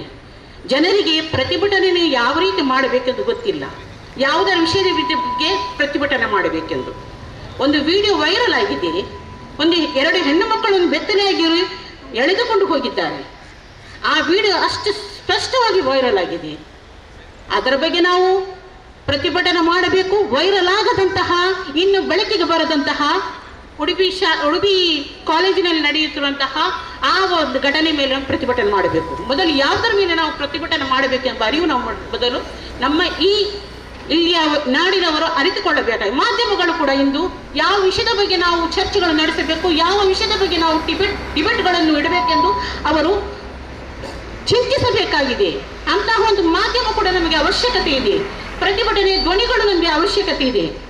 ಇನ್ನು ಹೇಳುವುದಾದರೆ ಪ್ರಧಾನಿಯವರು ಈ ವಿಷಯದಲ್ಲಿ ಮಾತನಾಡಬೇಕು. ಕೇಂದ್ರ ಸರ್ಕಾರವಾಗಲಿ ಮಣಿಪುರದ ಸರ್ಕಾರವಾಗಲಿ ಈ ಒಂದು ಘಟನೆಯನ್ನು ಇಲ್ಲಿಗೆ ಕೊನೆಗೊಳಿಸಬೇಕು. ಅಲ್ಲಿ ಒಂದು ಶಾಂತಿಯನ್ನು ಅವರು ನಿರ್ಮಿಸಬೇಕು. ಅಲ್ಲಿಯ ಜನರಿಗೆ ಒಂದು ಸುಭದ್ರವಾದ ಸಮಾಜವನ್ನು ಕಟ್ಟಿಕೊಡಬೇಕು. ಹೆಣ್ಣು ಮಕ್ಕಳಿಗೊಂದು ಸುರಕ್ಷಿತವಾದಂತಹ ವ್ಯವಸ್ಥೆಯನ್ನು, ಸುರಕ್ಷತೆಯನ್ನು ಇಲ್ಲಿ ನೀಡಬೇಕೆಂದು ಒತ್ತಾಯಿಸುತ್ತಿದ್ದೇವೆ, ನಾವು ಆಗ್ರಹಿಸುತ್ತಿದ್ದೇವೆ. ಒಕ್ಕಲಿಂದ ನಾವು ಇಲ್ಲಿ ಪ್ರತಿಭಟಿಸುತ್ತಿದ್ದೇವೆ. ಇನ್ನು ಅದು ನಡೆಯದಿದ್ದರೆ ನಮ್ಮ ಈ ಹೋರಾಟ ನಡೆಯುತ್ತಲೇ ಇರುತ್ತದೆ. ನ್ಯಾಯ ಸಿಗುವವರೆಗೂ ಇಲ್ಲಿ ನಾನು ಸ್ಪಷ್ಟವಾಗಿ ಒತ್ತಿ ಕೂಡ ಹೇಳುತ್ತಾ ಇದ್ದೇನೆ. ನನ್ನ ಮಾತುಗಳಿಗೆ ಧನ್ಯವಾದ. ಅವಕಾಶ ಕೊಟ್ಟದಕ್ಕಾಗಿ ಧನ್ಯವಾದಗಳು. ಜೈ ಹಿಂದ್, ಜೈ ಕರ್ನಾಟಕ. ಸಾಮಾಜಿಕ ಕಾರ್ಯಕರ್ತೆಯಾದ ಸಿಂಹಣ BM ಇವರಿಗೆ ಧನ್ಯವಾದಗಳನ್ನು ಸಮರ್ಪಿಸುತ್ತೇನೆ. ಧಿಕ್ಕಾರ ಧಿಕ್ಕಾರ ಧಿಕ್ಕಾರ ಧಿಕ್ಕಾರ. ಬಿಜೆಪಿ ಸರ್ಕಾರಕ್ಕೆ ಧಿಕ್ಕಾರ. ಬಿಜೆಪಿ ಸರ್ಕಾರಕ್ಕೆ ಧಿಕ್ಕಾರ. ಧಿಕ್ಕಾರ ಧಿಕ್ಕಾರ. ಧಿಕ್ಕಾರ ಧಿಕ್ಕಾರ. ಕೇಂದ್ರ ಬಿಜೆಪಿ ಸರ್ಕಾರಕ್ಕೆ ಧಿಕ್ಕಾರ. ಬಿಜೆಪಿ ಸರ್ಕಾರಕ್ಕೆ ಧಿಕ್ಕಾರ. ಮಣಿಪುರ ಜನತೆ ಇಬ್ಬಾಗ ಮಾಡುವ, ಮಣಿಪುರ ಜನತೆ ಇಬ್ಬಾಗ ಮಾಡುವ, ಮಣಿಪುರ ಬಿಜೆಪಿಗೆ ಧಿಕ್ಕಾರ. ಮಣಿಪುರ ಬಿಜೆಪಿಗೆ ಧಿಕ್ಕಾರ. ಮಣಿಪುರ ಜನತೆ ಇಬ್ಬಾಗ ಮಾಡುವ, ಮಣಿಪುರ ಜನತೆಯ ಇಬ್ಬಾಗ ಮಾಡುವ, ಮಣಿಪುರ ಬಿಜೆಪಿಗೆ ಧಿಕ್ಕಾರ. ಮಣಿಪುರ ಬಿಜೆಪಿಗೆ ಧಿಕ್ಕಾರ. ಮಣಿಪುರ ಜನತೆಯ ಸೌಹಾರ್ದತೆ ಕದಡಿದ, ಮಣಿಪುರ ಜನತೆಯ ಸೌಹಾರ್ದತೆ ಕದಡಿದ ಬಿಜೆಪಿಗೆ ಧಿಕ್ಕಾರ. ಭಾರತ ಉಳಿಯಲಿ, ಭಾರತ ಉಳಿಯಲಿ. ಮೇಟಿ ಸಮುದಾಯವು ಭಾರತೀಯವೇ, ಮೇಟಿ ಸಮುದಾಯವು ಭಾರತೀಯವೇ, ಕುಕಿ ಸಮುದಾಯವು ಭಾರತೀಯವೇ, ಕುಕಿ ಸಮುದಾಯವು ಭಾರತೀಯವೇ. ಭಾರತೀಯ ಸಹೋದರತೆ ಮರೆಯದಿರಿ, ಭಾರತೀಯ ಸಹೋದರತೆ ಮೆರೆಯದಿರಿ. ಮೇಟಿ ಸಮುದಾಯವು ಭಾರತೀಯವೇ, ಮೇಟಿ ಸಮುದಾಯವು ಭಾರತೀಯವೇ, ಕುಕಿ ಸಮುದಾಯವು ಭಾರತೀಯವೇ, ಕುಕಿ ಸಮುದಾಯವು ಭಾರತೀಯವೇ. ಅರಿಯಿರಿ, ಅರಿಯಿರಿ, ಅರಿಯಿರಿ. ಮಣಿಪುರದ ಶತ್ರುವನ್ನು ಅರಿಯಿರಿ, ಮಣಿಪುರದ ಶತ್ರುವನ್ನು ಅರಿ, ಮಣಿಪುರದ ಶತ್ರುವನ್ನು ಅರಿಯಿರಿ. ಸೌಹಾರ್ದ ಮಣಿಪುರವ ರಕ್ಷಿಸಿರಿ, ಸೌಹಾರ್ದ ಮಣಿಪುರವ ರಕ್ಷಿಸಿ. ನಮ್ಮ ವೆಲ್ಫೇರ್ ಪಾರ್ಟಿ ಆಫ್ ಇಂಡಿಯಾ ಇದರ ರಾಜ್ಯ ಉಪಾಧ್ಯಕ್ಷರಾದ ಸನ್ಮಾನ್ಯ ಶ್ರೀಕಾಂತ್ ಸಾಲ್ಯಾನ್ ಅವರು ಮಾತನಾಡಬೇಕೆಂದು ಕೇಳಿಕೊಳ್ತೇನೆ. ಭಾರತದ ಅವಿಭಾಜ್ಯ ಅಂಗಾದಂಥ ಮಣಿಪುರದ ವಿಷಯದಲ್ಲಿ ಅಲ್ಲಾದಂಥ ಮಹಿಳೆಯರ ಮೇಲೆ ಆದಂಥ ಅಥವಾ ಅಲ್ಲಿಯ ಜನತೆಯ ಮೇಲಾದಂಥ ಅನ್ಯಾಯದ ವಿರುದ್ಧ ಪ್ರತಿಭಟಿಸ್ತಾ ಇದ್ದೇವೆ. ಆದರೆ ಈ ಪ್ರತಿಭಟನೆ ಯಾಕೋಸ್ಕರ ಮಾಡಬೇಕು? ಇಡೀ ದೇಶಾದ್ಯಂತ ನಡೀತಾ ಇದೆ. ಈಗಾಗಲೇ ನಮ್ಮ ಸೋದರಿಯರು ಹೇಳಿದ್ದಾರೆ, ವಿವರಿಸಿ ಹೇಳಿದ್ದಾರೆ ಅಲ್ಲಿ ಯಾಕೋಸ್ಕರ ನಡೀತು ಎಂದು. ಅವರ ಕುಟುಂಬದಲ್ಲಾದಂಥ ಒಂದು ಕುಟುಂಬದಾದಂಥ ಇದಕ್ಕೆ ಅವಳು ಬಲಿಯಾಗಿದ್ದಾಳೆ. ಅವರನ್ನ ಏನು ಇವತ್ತಿನ ಮಾಧ್ಯಮಗಳು ಇದಾವೋ ಆ ಮುಖಾಂತರ ಅವಳನ್ನ ಮರ್ಯಾದೆ ಹತ್ಯೆ ಮಾಡಿದಂಥ ಕುಟುಂಬದ ಒಂದು ಮಗುವನ್ನ ಆ ರಾಜಕೀಯಕ್ಕೆ ಬದಲಾವಣೆ ಮಾಡಲಿಕ್ಕೋಸ್ಕರ ಅದನ್ನ ಮೀಡಿಯಾದಲ್ಲಿ ಈ ಕೋಮು ಉದ್ಯೋಗಗೊಳಿಸಲು ಮಾಡಿದಂಥ ಕೃತ್ಯದಿಂದಾಗಿ ಇಡೀ ದೇಶದಲ್ಲಿ ಇಡೀ ಮಣಿಪುರ ಹತ್ತಿ ಉರಿತಾ ಇದೆ. ಇದಕ್ಕೆಲ್ಲ ಪರಿಹಾರ ಕೊಡುವಂತಹದ್ದು ಅಲ್ಲಿಯ ಮುಖ್ಯಮಂತ್ರಿಗಳು ಕೊಡಬೇಕಾಗಿದೆ. ಮತ್ತೆ ಅವರಿಂದ ಸಾಧ್ಯವಾಗದೆ ಹೋದ್ರೆ ನಮ್ಮ ಪ್ರಧಾನಿಗಳು ಕೊಡಬೇಕಾಗಿದೆ. ಆದರೆ ಅವರು ಯಾರು ಕೊಡಲಿಲ್ಲ. ಹೀಗೆ ನಾವೆಲ್ಲ ಕಣ್ಮುಚ್ಚಿ ನೋಡ್ತಾ ಇದ್ರೆ ಇಡೀ ದೇಶವನ್ನೇ ಇದೇ ರೀತಿ ಹತ್ತಿ ಉರಿಲಿ. ಅಚ್ಚೇ ದಿನ ಆಗ ಒಂದು ಅಚ್ಚೇ ದಿನ ನೀವು ಭ್ರಮೆಯಲ್ಲಿ ಎಣಿಸಬೇಡಿ. ಅಚ್ಚೇ ದಿನ ಖಂಡಿತವಾಗಿ ಇವರೇ ಸರ್ಕಾರಗಳಿದ್ರೆ ಬರೋದಿಲ್ಲ. ಇವರಿಂದ ಯಾವತ್ತೂ ಅಚ್ಚೇ ದಿನ ಸಾಧ್ಯ ಇಲ್ಲ. ಇವತ್ತು ನೀವು ನೋಡಿ, ಯಾವುದೇ ಇಲಾಖೆಯಲ್ಲಿ ಟೆಂಪ್ರವರಿ ಆಗಿ ಕಲ್ತಂತ ವಿದ್ಯಾರ್ಥಿಗಳನ್ನ ಟೆಂಪ್ರವರಿ ಆಗಿ ಎಲ್ಲಿ ನಮ್ಮ DC ಆಫೀಸ್ ಹೋಗ್ಲಿ, ತಾಲೂಕು ಆಫೀಸ್ ಹೋಗ್ಲಿ, ಅಥವಾ ರೆವಿನ್ಯೂ ಇಲಾಖೆ, ಫಾರೆಸ್ಟ್ ಇಲಾಖೆ, ಪೊಲೀಸ್ ಇಲಾಖೆ ಟೆಂಪ್ರವರಿ ಆಗಿ ಬಳಸ್ತಾ ಇದ್ದಾರೆ. ಒಬ್ಬ ವ್ಯಕ್ತಿಗೆ ಕೊಡುವಂತ ಸಂಬಳವನ್ನು 3 ಜನರಲ್ಲಿ ದುಡಿಸ್ತಾ ಇದ್ದಾರೆ. ಇದೆಲ್ಲ ಸರಿಯಾಗಬೇಕಂದ್ರೆ ನಾವು ಎಲ್ಲರೂ ಪ್ರಜ್ಞಾವಂತರಾದ ನಾವೆಲ್ಲರೂ ಮಾಡಬೇಕಾಗಿದ್ದೇನೆಂದ್ರೆ ಉತ್ತಮವಾದ ಸರ್ಕಾರವನ್ನು ತರುವುದರ ಮುಖಾಂತರ ನಾವು ಇದನ್ನು ಬದಲಾವಣೆ ಮಾಡ್ಲಿಕ್ಕೆ ಸಾಧ್ಯ. ಅಚ್ಚೇದಿ ನಾಯಕ ಅಂತಂದು ಹೇಳಿ ಖಂಡಿತವಾಗಿ ಒಳ್ಳೊಳ್ಳೆ ಮಾತಿಂದ ಯಾವತ್ತೂ ಅಚ್ಚೇದಿನ ಬರೋದಿಲ್ಲ. ನೋಡಿ, ವಿಶ್ವಗುರು ಅಂತೆ ನಮ್ಮ ಭಾರತ ದೇಶಕ್ಕೆ ಗುರು ಆಗ್ಲಿಕ್ಕೆ ಸಾಧ್ಯ ಇಲ್ಲ, ಇನ್ನು ವಿಶ್ವಕ್ಕೆ ಗುರು. ಅದು ಯಾರು ಹೇಳ್ತಾ ಇದ್ದಾರೆ? ಸಾಮಾನ್ಯ ಜನತೆ ಹೇಳೋದಲ್ಲ, ಪ್ರಜ್ಞಾವಂತ ನಾಗರಿಕರು ಹೇಳೋದಲ್ಲ, ಬಿಜೆಪಿಯ ಮನಸ್ಥಿತಿಯ ಚೇಲಾಗಳು ಹೇಳೋದು, ಬಿಜೆಪಿಯ ಮನಸ್ಥಿತಿಯ ಈ ಮಾಧ್ಯಮಗಳು ಹೇಳೋದು. ಅದನ್ನು ಯಾವತ್ತು ಸರಿಯಾದದ್ದನ್ನು ಸರಿಯಾಗಿ ಹೇಳಿ ದೇಶವನ್ನು ಒಳ್ಳೆ ರೀತಿಯಲ್ಲಿ ನಡೆಸುವಂತ ಕೆಲಸ ಮಾಡುವ, ಒಳ್ಳೆಯವರನ್ನು ಆಯ್ಕೆ ಮಾಡುವ, ಒಳ್ಳೆಯ ಪ್ರಧಾನಿಗಳನ್ನು ಆಯ್ಕೆ ಮಾಡುವ, ಒಳ್ಳೆ ಮುಖ್ಯಮಂತ್ರಿಗಳನ್ನು ಆಯ್ಕೆ ಮಾಡುವ. ಇವತ್ತೇನಾಗಿದೆ ಅಂದ್ರೆ ಬಿಜೆಪಿಯಲ್ಲಿ ಸಹ ಒಳ್ಳೆಯವರಿದ್ದಾರೆ, ಕಾಂಗ್ರೆಸ್ ಅಲ್ಲಿ ಒಳ್ಳೆಯವರಿದ್ದಾರೆ, ಎಲ್ಲದರಲ್ಲಿ ಒಳ್ಳೆಯದಿದ್ದಾರೆ. ಆ ಒಳ್ಳೆಯವರೆಲ್ಲ ಸೇರಿ ಸರ್ಕಾರ ಆಗಬೇಕಲ್ಲದೆ ನೋಡಿ, ನಮ್ಮ ಇವತ್ತೇನು ಹಿಂದಿನ ಸರ್ಕಾರದಲ್ಲಿ ನಮ್ಮ ಕರ್ನಾಟಕ ರಾಜ್ಯದಲ್ಲಿ ಮುಖ್ಯಮಂತ್ರಿ ಆಗಿದ್ದ ಬಸವರಾಜ ಬೊಮ್ಮಾಯಿ, ಅದೇ ಅವರು ನಮ್ಮ ಜನತಾ ದಳದಲ್ಲಿರುವಾಗ ಏನ್ ಹೇಳ್ತಾ ಇದ್ರು? ನಾವು ಯಾಕೋಸ್ಕರ ಕೆಲಸ ಮಾಡ್ತಾ ಇದ್ದೇವೆ, ಎಲ್ಲರೂ ಒಳ್ಳೆಯದಾಗಿರ್ಬೇಕು, ಜಾತ್ಯತೀತ ರಾಷ್ಟ್ರವಾಗಿರ್ಬೇಕು, ನಮ್ಮ ದೇಶ ಜಾತ್ಯತೀತ. ಅಲ್ಲಿ ಹೋದ್ಮೇಲೆ ಅವರ ಬದಲಾವಣೆನೇ ಬೇರೆ. ಅಂತ ಮನಸ್ಥಿತಿಯವರನ್ನ ನಾವು ಯಾವಾಗಲೂ ಈ ಉಳ್ಳಾಳದ ಜನತೆ ಏನಿದ್ದಾರೋ ಬಹಳ ಪ್ರಜ್ಞಾವಂತರು ಬದಲಾವಣೆ ಮಾಡಿ ತೋರಿಸಿದ್ದಾರೆ. ಯಾರು ಇದೇನಿದೆಯೋ ಒಳ್ಳೆ ಜನರನ್ನು ಆಯ್ಕೆ ಮಾಡಿ ಅದೇ ರೀತಿ ದೇಶಾದ್ಯಂತ ಬದಲಾವಣೆ ಆಗಬೇಕಾಗಿದೆ. ಒಳ್ಳೊಳ್ಳೆ ಜನ ಬರಬೇಕಾಗಿದೆ. ಅವತ್ತೇ ನಮಗೆ ನ್ಯಾಯ ಸಿಗ್ಲಿಕ್ಕೆ ಸಾಧ್ಯ. ಇಲ್ಲದೆ ಹೋದ್ರೆ ಖಂಡಿತವಾಗಿ ನ್ಯಾಯ ಸಿಗ್ಲಿಕ್ಕಿಲ್ಲ. ಇದೇ ರೀತಿಯಾಗಿ ನಾವು ದಿನನಿತ್ಯ ಪ್ರತಿಭಟನೆ ಮಾಡಬೇಕಾಗ್ತದೆ. ಎಲ್ಲ ಕಾರಣಕ್ಕೂ ಎಲ್ಲ ದಿನ ನಾವು ಪ್ರತಿಭಟನೆ ಮಾಡ್ಲಿಕ್ಕೆ ಹೋದ್ರೆ ಪ್ರತಿದಿನ ಪ್ರತಿಭಟನೆ ಮಾಡುವಂತ ದಿನ ಇವತ್ತು ಬರ್ತಾ ಇದ್ದಾವೆ. ಅದಕ್ಕೋಸ್ಕರ ನಾವು ಹೇಳ್ತಾ ಇದ್ದೇವೆ, ಈ ನಾವು ಪ್ರಜ್ಞಾವಂತರಾಗಬೇಕಾಗಿದೆ, ಒಳ್ಳೆ ಜನರನ್ನು ಆಯ್ಕೆ ಮಾಡಬೇಕಾಗಿದೆ, ಒಳ್ಳೆ ಸರ್ಕಾರವನ್ನು ತರಬೇಕಾಗಿದೆ. ನಾವೆಲ್ಲ ಈ ಭಾರತೀಯರು ಎಲ್ಲರೂ ಜಾತ್ಯತೀತವಾಗಿ ಒಳ್ಳೆ ರೀತಿಯಲ್ಲಿ ಬರಬೇಕು. ನಮ್ಮ ಸಂವಿಧಾನ ಹೇಳ್ತದೆ, ಭಾರತ ದೇಶದ ಶ್ರೇಷ್ಠವಾದಂತ ಇಡೀ ಪ್ರಪಂಚನೇ ಒಪ್ಪುವಂತ ಸಂವಿಧಾನ ನಮ್ಮ ಭಾರತ ದೇಶಕ್ಕೆ ಬಾಬಾ ಸಾಹೇಬ್ ಅಂಬೇಡ್ಕರ್ ಅವರು ಕೊಟ್ಟಿದ್ದಾರೆ. ಇವತ್ತು ಇಡೀ ಪ್ರಪಂಚನೇ ಒಪ್ತಾ ಇದೆ ನಮ್ಮ ಸಂವಿಧಾನವನ್ನು. ಅಂತಹ ಬಂಗಾರದ ಸಂವಿಧಾನವನ್ನು ಬಿಟ್ಟು ನಾವು ಇವತ್ತೇನಾಗ್ತಾ ಇದ್ದೇವೆ ಅಂದ್ರೆ, ನಾನೀಗ ಒಂದು ಸಣ್ಣ ಕಥೆಯನ್ನು ಹೇಳಲಿಕ್ಕೆ ಬರ್ತೇನೆ. ನಮ್ಮ ನಡೆದಂತ ಕಥೆ ಇದೆಯನ್ನು ನಾನು ಕಲ್ಪನೆ ಮಾಡಿ ಹೇಳೋದಲ್ಲ. ನಮ್ಮ ಊರಿನಲ್ಲಿ ನಾವು ಹೋಗಿ ಒಬ್ಬ ಸಾಯುವಂತ ಮನುಷ್ಯ ಇದ್ದಾನೆ, ಈಗ ಹೋಗ್ತದೆ ಜೀವ, ಆಗ ಹೋಗ್ತದೆ ಅಂತ ಇದೆ. ಅವನ ಹತ್ರ ಹೋಗಿ, ನೋಡಪ್ಪ ಈ ಬಿಜೆಪಿ ಸರ್ಕಾರ ಬಂದು ಎಂತ ಆಯ್ತು, ಅವಂತ ಮೋದಿ ಅವ, ಈ ಬಿಜೆಪಿ ಸರ್ಕಾರ ಸರಿ ಇಲ್ಲ ಅಂದ್ರೆ ಅವನ ಔಷಧಿನೇ ಬೇಡ, ಹೀಗೆ ನಿಲ್ತಾನವ, ಸಟ್ಕೊಂಡು ನಿಲ್ತಾನೋ, ನಮ್ಮ ಬಿಜೆಪಿ ಮೇರಿಯನ. ಆ ಮನಸ್ಥಿತಿ ಹೋಗಬೇಕಾಗಿದೆ. ಅದು ಹೋಗದೆ ಹೋದ್ರೆ ಖಂಡಿತವಾಗಿ ನಾವು ಈ ಉದ್ಧಾರ ಆಗ್ಲಿಕ್ಕಿಲ್ಲ. ಖಂಡಿತವಾಗಿ ಇವತ್ತು ನೋಡಿ, ಯಾರಿಗೆ ವಿದ್ಯಾವಂತರಿಗೆ ಬೆಲೆ ಇದೆಯಾ? ಇವತ್ತು ಏನೇನು ಸಿಗ್ತಾ ಇತ್ತು ಶಾಲೆಯಲ್ಲಿ ಬಡ ಮಕ್ಕಳ ಕಲಿಯಲಿಕ್ಕೆ ಯಾವ್ಯಾವ ಅವಕಾಶ ಇತ್ತು ಎಲ್ಲವನ್ನು ರದ್ದು ಮಾಡ್ತಾ ಬಂದಿದ್ದಾರೆ. ಅವರಿಗೆ ವಿದ್ಯಾರ್ಥಿ ವೇತನ ಸಿಗ್ತಾ ಇದೆಯಾ ಸರಿಯಾಗಿ? ಬಡವರಿಗೆ ಮನೆ ಇಲ್ಲದ, ಸೂರಿಲ್ಲದ ಮನೆಯವರಿಗೆ ಮನೆಗಳು ಸಿಗ್ತಾ ಇದೆಯಾ ನಮ್ಮ ದೇಶದಲ್ಲಿ?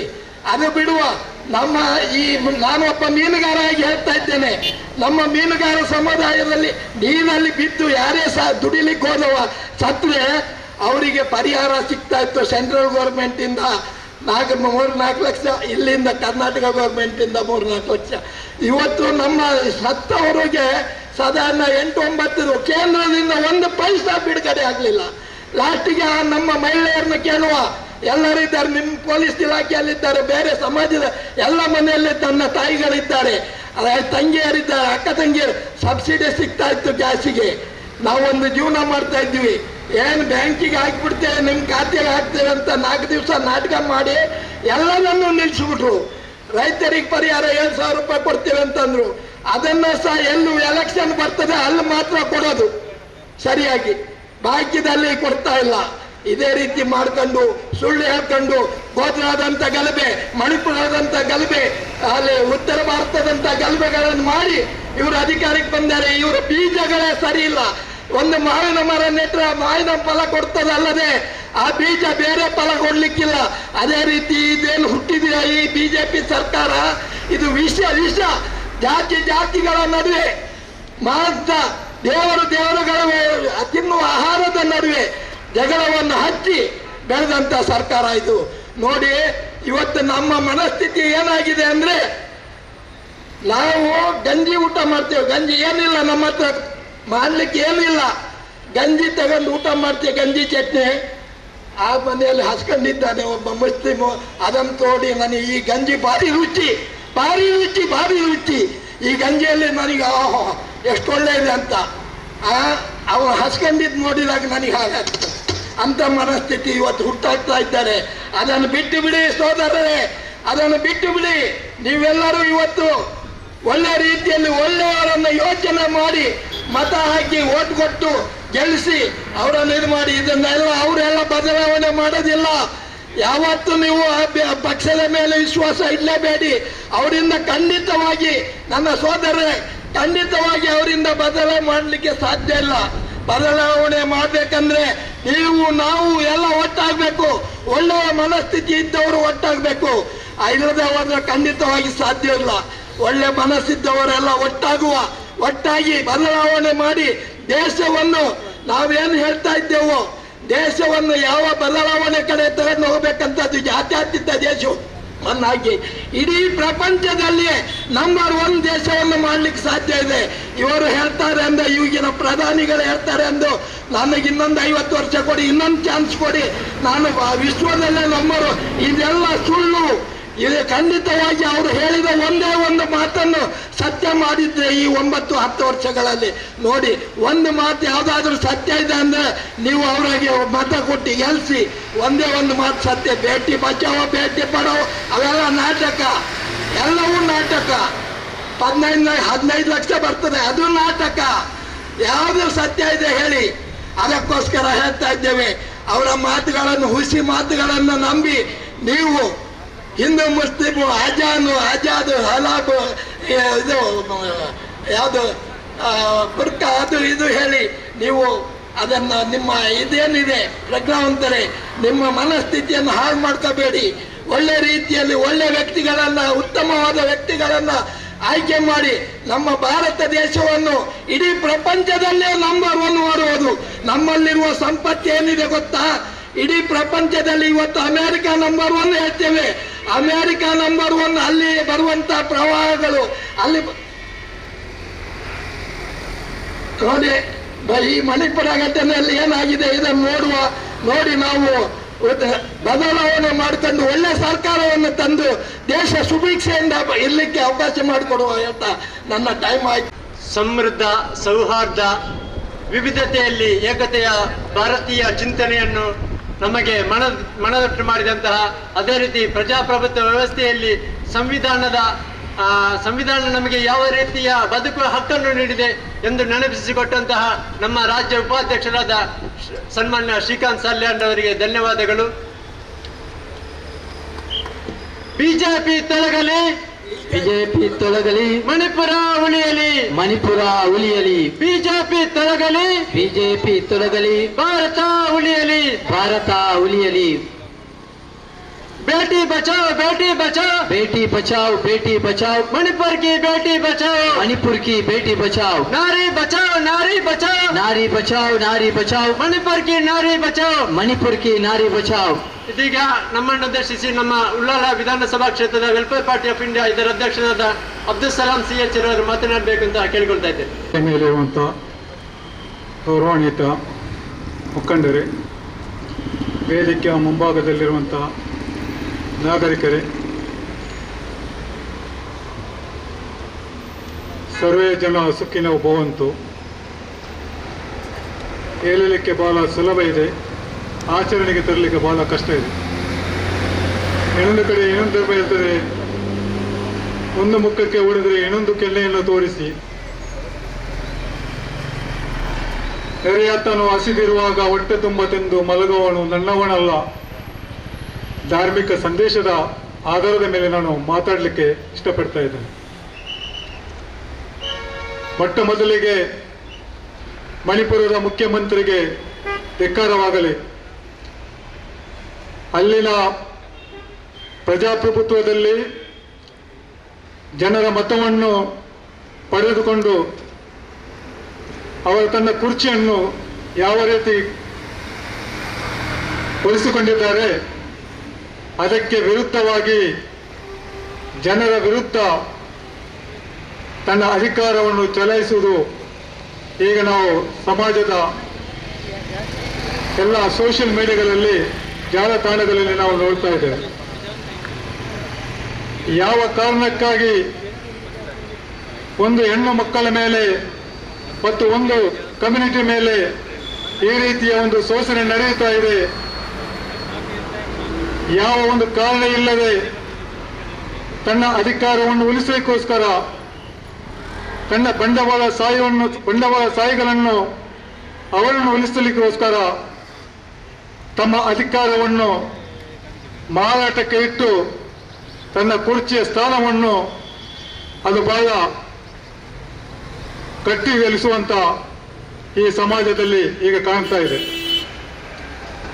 ಮಣಿಪುರದ ಮುಖ್ಯಮಂತ್ರಿಯವರೇ, ನಿಮಗೆ ಇರುವುದು ಪೆಟ್ಟು.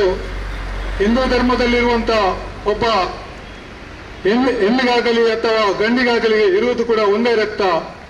ಸಮಾಜದಲ್ಲಿ ಎಷ್ಟು ಧರ್ಮಗಳಿವೆ, ಎಲ್ಲ ಧರ್ಮದ ದೇಹದಲ್ಲಿರುವಂತಹ ರಕ್ತಗಳು ಒಂದೇ. ಆದರೆ ಮುಖ್ಯಮಂತ್ರಿಯವರೇ, ಆ ಸಮಾಜದಲ್ಲಿರುವಂತ ನೀವು ಯಾವ ಆಡಳಿತ ಮಾಡುವಂತಹ ಪ್ರದೇಶದಲ್ಲಿ ಅಲ್ಲಿ ಯಾವ ಜನರನ್ನು ನೀವು ಶೋಷಣೆಗೆ ಒಳಪಡಿಸ್ತಿದ್ದೀರಿ, ಅವರ ರಕ್ತವನ್ನು ನಿಮ್ಮ ಮೈಯಲ್ಲಿ ಇಟ್ಕೊಂಡು ನೀವು ಅವರ ಮೇಲೆ ಪ್ರತಿರೋಧ ಮಾಡ್ತಾ ಇದ್ದೀರಿ. ಇದು ನಿಮಗೆ ಸಮಾಜದಲ್ಲಿ ಮಾಡುವಂತ ಅನ್ಯಾಯ ಮತ್ತು ನಿಮ್ಮ ಹುಟ್ಟಿಸಿದಂತ ದೇವರಿಗೆ ಮಾಡುವಂತ ಒಂದು ದ್ರೋಹ ಕೂಡ ಆಗಿದೆ. ನೀವು ಅಧಿಕಾರ ಪಡೆದುಕೊಳ್ಳುವಾಗ ಹೇಳುವಂತ ಒಂದು ಮಾತಿದೆ, ಇದು ಸರ್ಕಾರದ ಕೆಲಸ, ದೇವರದ ಕೆಲಸ. ಇದು ಹೇಳಲಿಕ್ಕೆ ಮಾತ್ರ ಸುಲಭ, ನಿಮ್ಮ ಆಡಳಿತದ ವ್ಯವಸ್ಥೆಯಲ್ಲಿ ಈ ದೇವರ ಕೆಲಸ ಕಾಣೋದಿಲ್ಲ. ನೀವು ಇಂಥ ದೇವರ ಕೆಲಸ ಖಂಡಿತ ಮಾಡ್ತಾ ಇದ್ರೆ, ಮಣಿಪುರದಲ್ಲಿ ಈ ರೀತಿ ಹಿಂಸೆ ನಡೆಯುತ್ತಿರುವಾಗ ಈ ವಿಷಯದಲ್ಲಿ ನಿಮ್ಮ ಯಾವುದಾದ್ರೂ ಒಂದು ಮಾತುಗಳು ಅಥವಾ ಯಾವುದಾದ್ರೂ ಒಂದು ವಿಚಾರಗಳು ಸೋಷಿಯಲ್ ಮೀಡಿಯಾದಲ್ಲಿ ಅಥವಾ ಯಾವುದೇ ಒಂದು ಮಾಧ್ಯಮದಲ್ಲಿ ಕೂಡ ಕಾಣಲಿಕ್ಕೆ ನಾವು ಸಿಗಲಿಲ್ಲ. ಈ ರೀತಿ ನೀವು ಮುಂದಿನ ದಿನಗಳಲ್ಲಿ ನಿಮ್ಮ ಅಧಿಕಾರವನ್ನು ಉಳಿಸಲಿಕ್ಕೋಸ್ಕರ ನಿಮ್ಮ ಅನ್ಯಾಯ, ಅಕ್ರಮ ಯಾವುದೆಲ್ಲ ನೀವು ಉಪಯೋಗಿಸಿಕೊಂಡು ನಿಮ್ಮ ಅಧಿಕಾರವನ್ನು ಬಲಪಡಿಸ್ತಿದ್ದೀರಾ, ಒಂದು ದಿನ ನಿಮಗೆ ಅದೇ ದೇಶದ ನಿಮ್ಮ ಪ್ರದೇಶದ ಜನರು ನಿಮ್ಮನ್ನು ಅಧಿಕಾರದಿಂದ ಇಳಿಸಲಿಕ್ಕೆ ಅವರಿಗೆ ಹೆಚ್ಚು ಸಮಯ ಅವಕಾಶ ಇಲ್ಲ. ಮುಂದಿನ ಎಲೆಕ್ಷನ್ನಲ್ಲಿ ನಿಮಗೆ ತಕ್ಕ ಪಾಠ ಕಲಿಸಲಿಕ್ಕೆ ಖಂಡಿತವಾಗಿ ನೀವು ಮಾಡಿದಂತ ಕೆಲಸ ಈ ಅಲ್ಲಿನ ಜನಸಾಮಾನ್ಯರಿಗೆ ಗೊತ್ತಾಗಿದೆ. ಇನ್ನು ನಿಮ್ಮ ಅಧಿಕಾರದಿಂದ ಇಳಿಸಲಿಕ್ಕೆ ನಿಮ್ಮ ಚುನಾವಣೆಗೆ ಅವರಿಗೆ ದೊಡ್ಡ ಕೆಲಸವಲ್ಲ. ಮತ್ತು ನಮ್ಮೆಲ್ಲರ ಸೃಷ್ಟಿಕರ್ತನು ನಿಮ್ಮನ್ನು ಖಂಡಿತವಾಗಿ ಇಂಥ ಅನ್ಯಾಯ ಮತ್ತು ಅಕ್ರಮ ದೌರ್ಜನ್ಯಗಳಿಂದ ಜನರನ್ನು ನೀವು ಅಧಿಕಾರದಿಂದ ನೀವು ನಡೆಸ್ತಾ ಇದ್ರಿ. ಆ ಕಾರಣದಿಂದ ನಿಮಗೆ ಇನ್ನು ಮುಂದಿನ ದಿನಗಳಲ್ಲಿ ಜನರ ಮೇಲೆ ಒಂದು ಕನಿಕರ ಇಲ್ಲದೆ ಈ ರೀತಿ ವರ್ತಿಸಿದರೆ ನಿಮ್ಮ ಅಧಿಕಾರವನ್ನು ಇಳಿಸಲಿಕ್ಕೆ ಅಲ್ಲಿನ ಜನಸಾಮಾನ್ಯರಿಗೆ ಸಾಧ್ಯವಿದೆ ಎಂಬ ಮಾತನ್ನು ಹೇಳುತ್ತಾ ನನ್ನ ಮಾತಿಗೆ ವಿರಾಮ ಕೊಡುತ್ತೇನೆ. ಜೈ ಹಿಂದ್, ಜೈ ಕರ್ನಾಟಕ. ಪ್ರಜಾಪ್ರಭುತ್ವ ವ್ಯವಸ್ಥೆಯಲ್ಲಿ ಮುಖ್ಯಮಂತ್ರಿಯವರು ಜಾತಿ, ಧರ್ಮ ಯಾವುದೇ ಇದನ್ನು ನೋಡದೆ ನಾಗರಿಕರನ್ನು ಯಾವ ರೀತಿ ರಕ್ಷಿಸಬೇಕು ಎಂಬುದನ್ನು ನೆನಪಿಸಿಕೊಟ್ಟಂತಹ ನಮ್ಮ ಇಲ್ಲಿಯ ಅಧ್ಯಕ್ಷರಿಗೆ ಅಭಿನಂದನೆ ಸಲ್ಲಿಸುತ್ತಾ, जिंदाबाद जिंदाबाद जिंदाबाद जिंदाबाद वेलफेयर पार्टी जिंदाबाद वेलफेयर पार्टी जिंदाबाद जिंदाबाद जिंदाबाद जिंदाबाद जिंदाबाद ಮೌಲ್ಯಾಧಾರಿತ ರಾಜಕೀಯ जिंदाबाद ಮೌಲ್ಯಾಧಾರಿತ ರಾಜಕೀಯ जिंदाबाद जिंदाबाद जिंदाबाद जिंदाबाद जिंदाबाद ಮೌಲ್ಯಾಧಾರಿತ ರಾಜಕೀಯ जिंदाबाद ಮೌಲ್ಯಾಧಾರಿತ ರಾಜಕೀಯ जिंदाबाद ಭ್ರಷ್ಟದ ರಹಿತ ಕೋಮುವಾದ ರಹಿತ ಭ್ರಷ್ಟದ ರಹಿತ ಕೋಮುವಾದ ರಹಿತ ರಾಜಕೀಯ जिंदाबाद ರಾಜಕೀಯ जिंदाबाद ಧ್ರುವೀಕರಣ ರಹಿತ ಅಸಮಾನತೆ ರಹಿತ ಧ್ರುವೀಕರಣ ರಹಿತ ಸಮಾನತೆ ರಹಿತ ರಾಜಕೀಯ जिंदाबाद ರಾಜಕೀಯ जिंदाबाद जिंदाबाद जिंदाबाद जिंदाबाद जिंदाबाद ವೆಲ್ಫೇರ್ ಪಾರ್ಟಿ जिंदाबाद ವೆಲ್ಫೇರ್ ಪಾರ್ಟಿ जिंदाबाद ಸಹೋದರ ಬಂಧುಗಳೇ, ಬಹಳಷ್ಟು ಸಂಪನ್ಮೂಲ ವ್ಯಕ್ತಿಗಳ ಚಿಂತನೆಗಳನ್ನು ಸಾಮಾಜಿಕ ಜವಾಬ್ದಾರಿಗಳನ್ನು ನಾವು ಕೇಳಿದೆವು. ಇದೀಗ ನಮ್ಮನ್ನು ಉದ್ದೇಶಿಸಿ ಮಾತನಾಡಲು ಬೆಂಗಳೂರಿಂದ ಬಂದಂತಹ ನಮ್ಮ welfare party of India Karnataka ಇದರ ರಾಜ್ಯಾಧ್ಯಕ್ಷರಾದ ಅಡ್ವೊಕೇಟ್ ತಾಹಿರ್ ಹುಸೇನ್ ಸಾಹೇಬ್ರನ್ನು ನಾನು ಕೇಳ್ಕೊಳ್ತಾ ಇದ್ದೇನೆ. ಎಲ್ಲ ಆತ್ಮೀಯ ಸಹೋದರ ಸಹೋದರಿಯರೇ,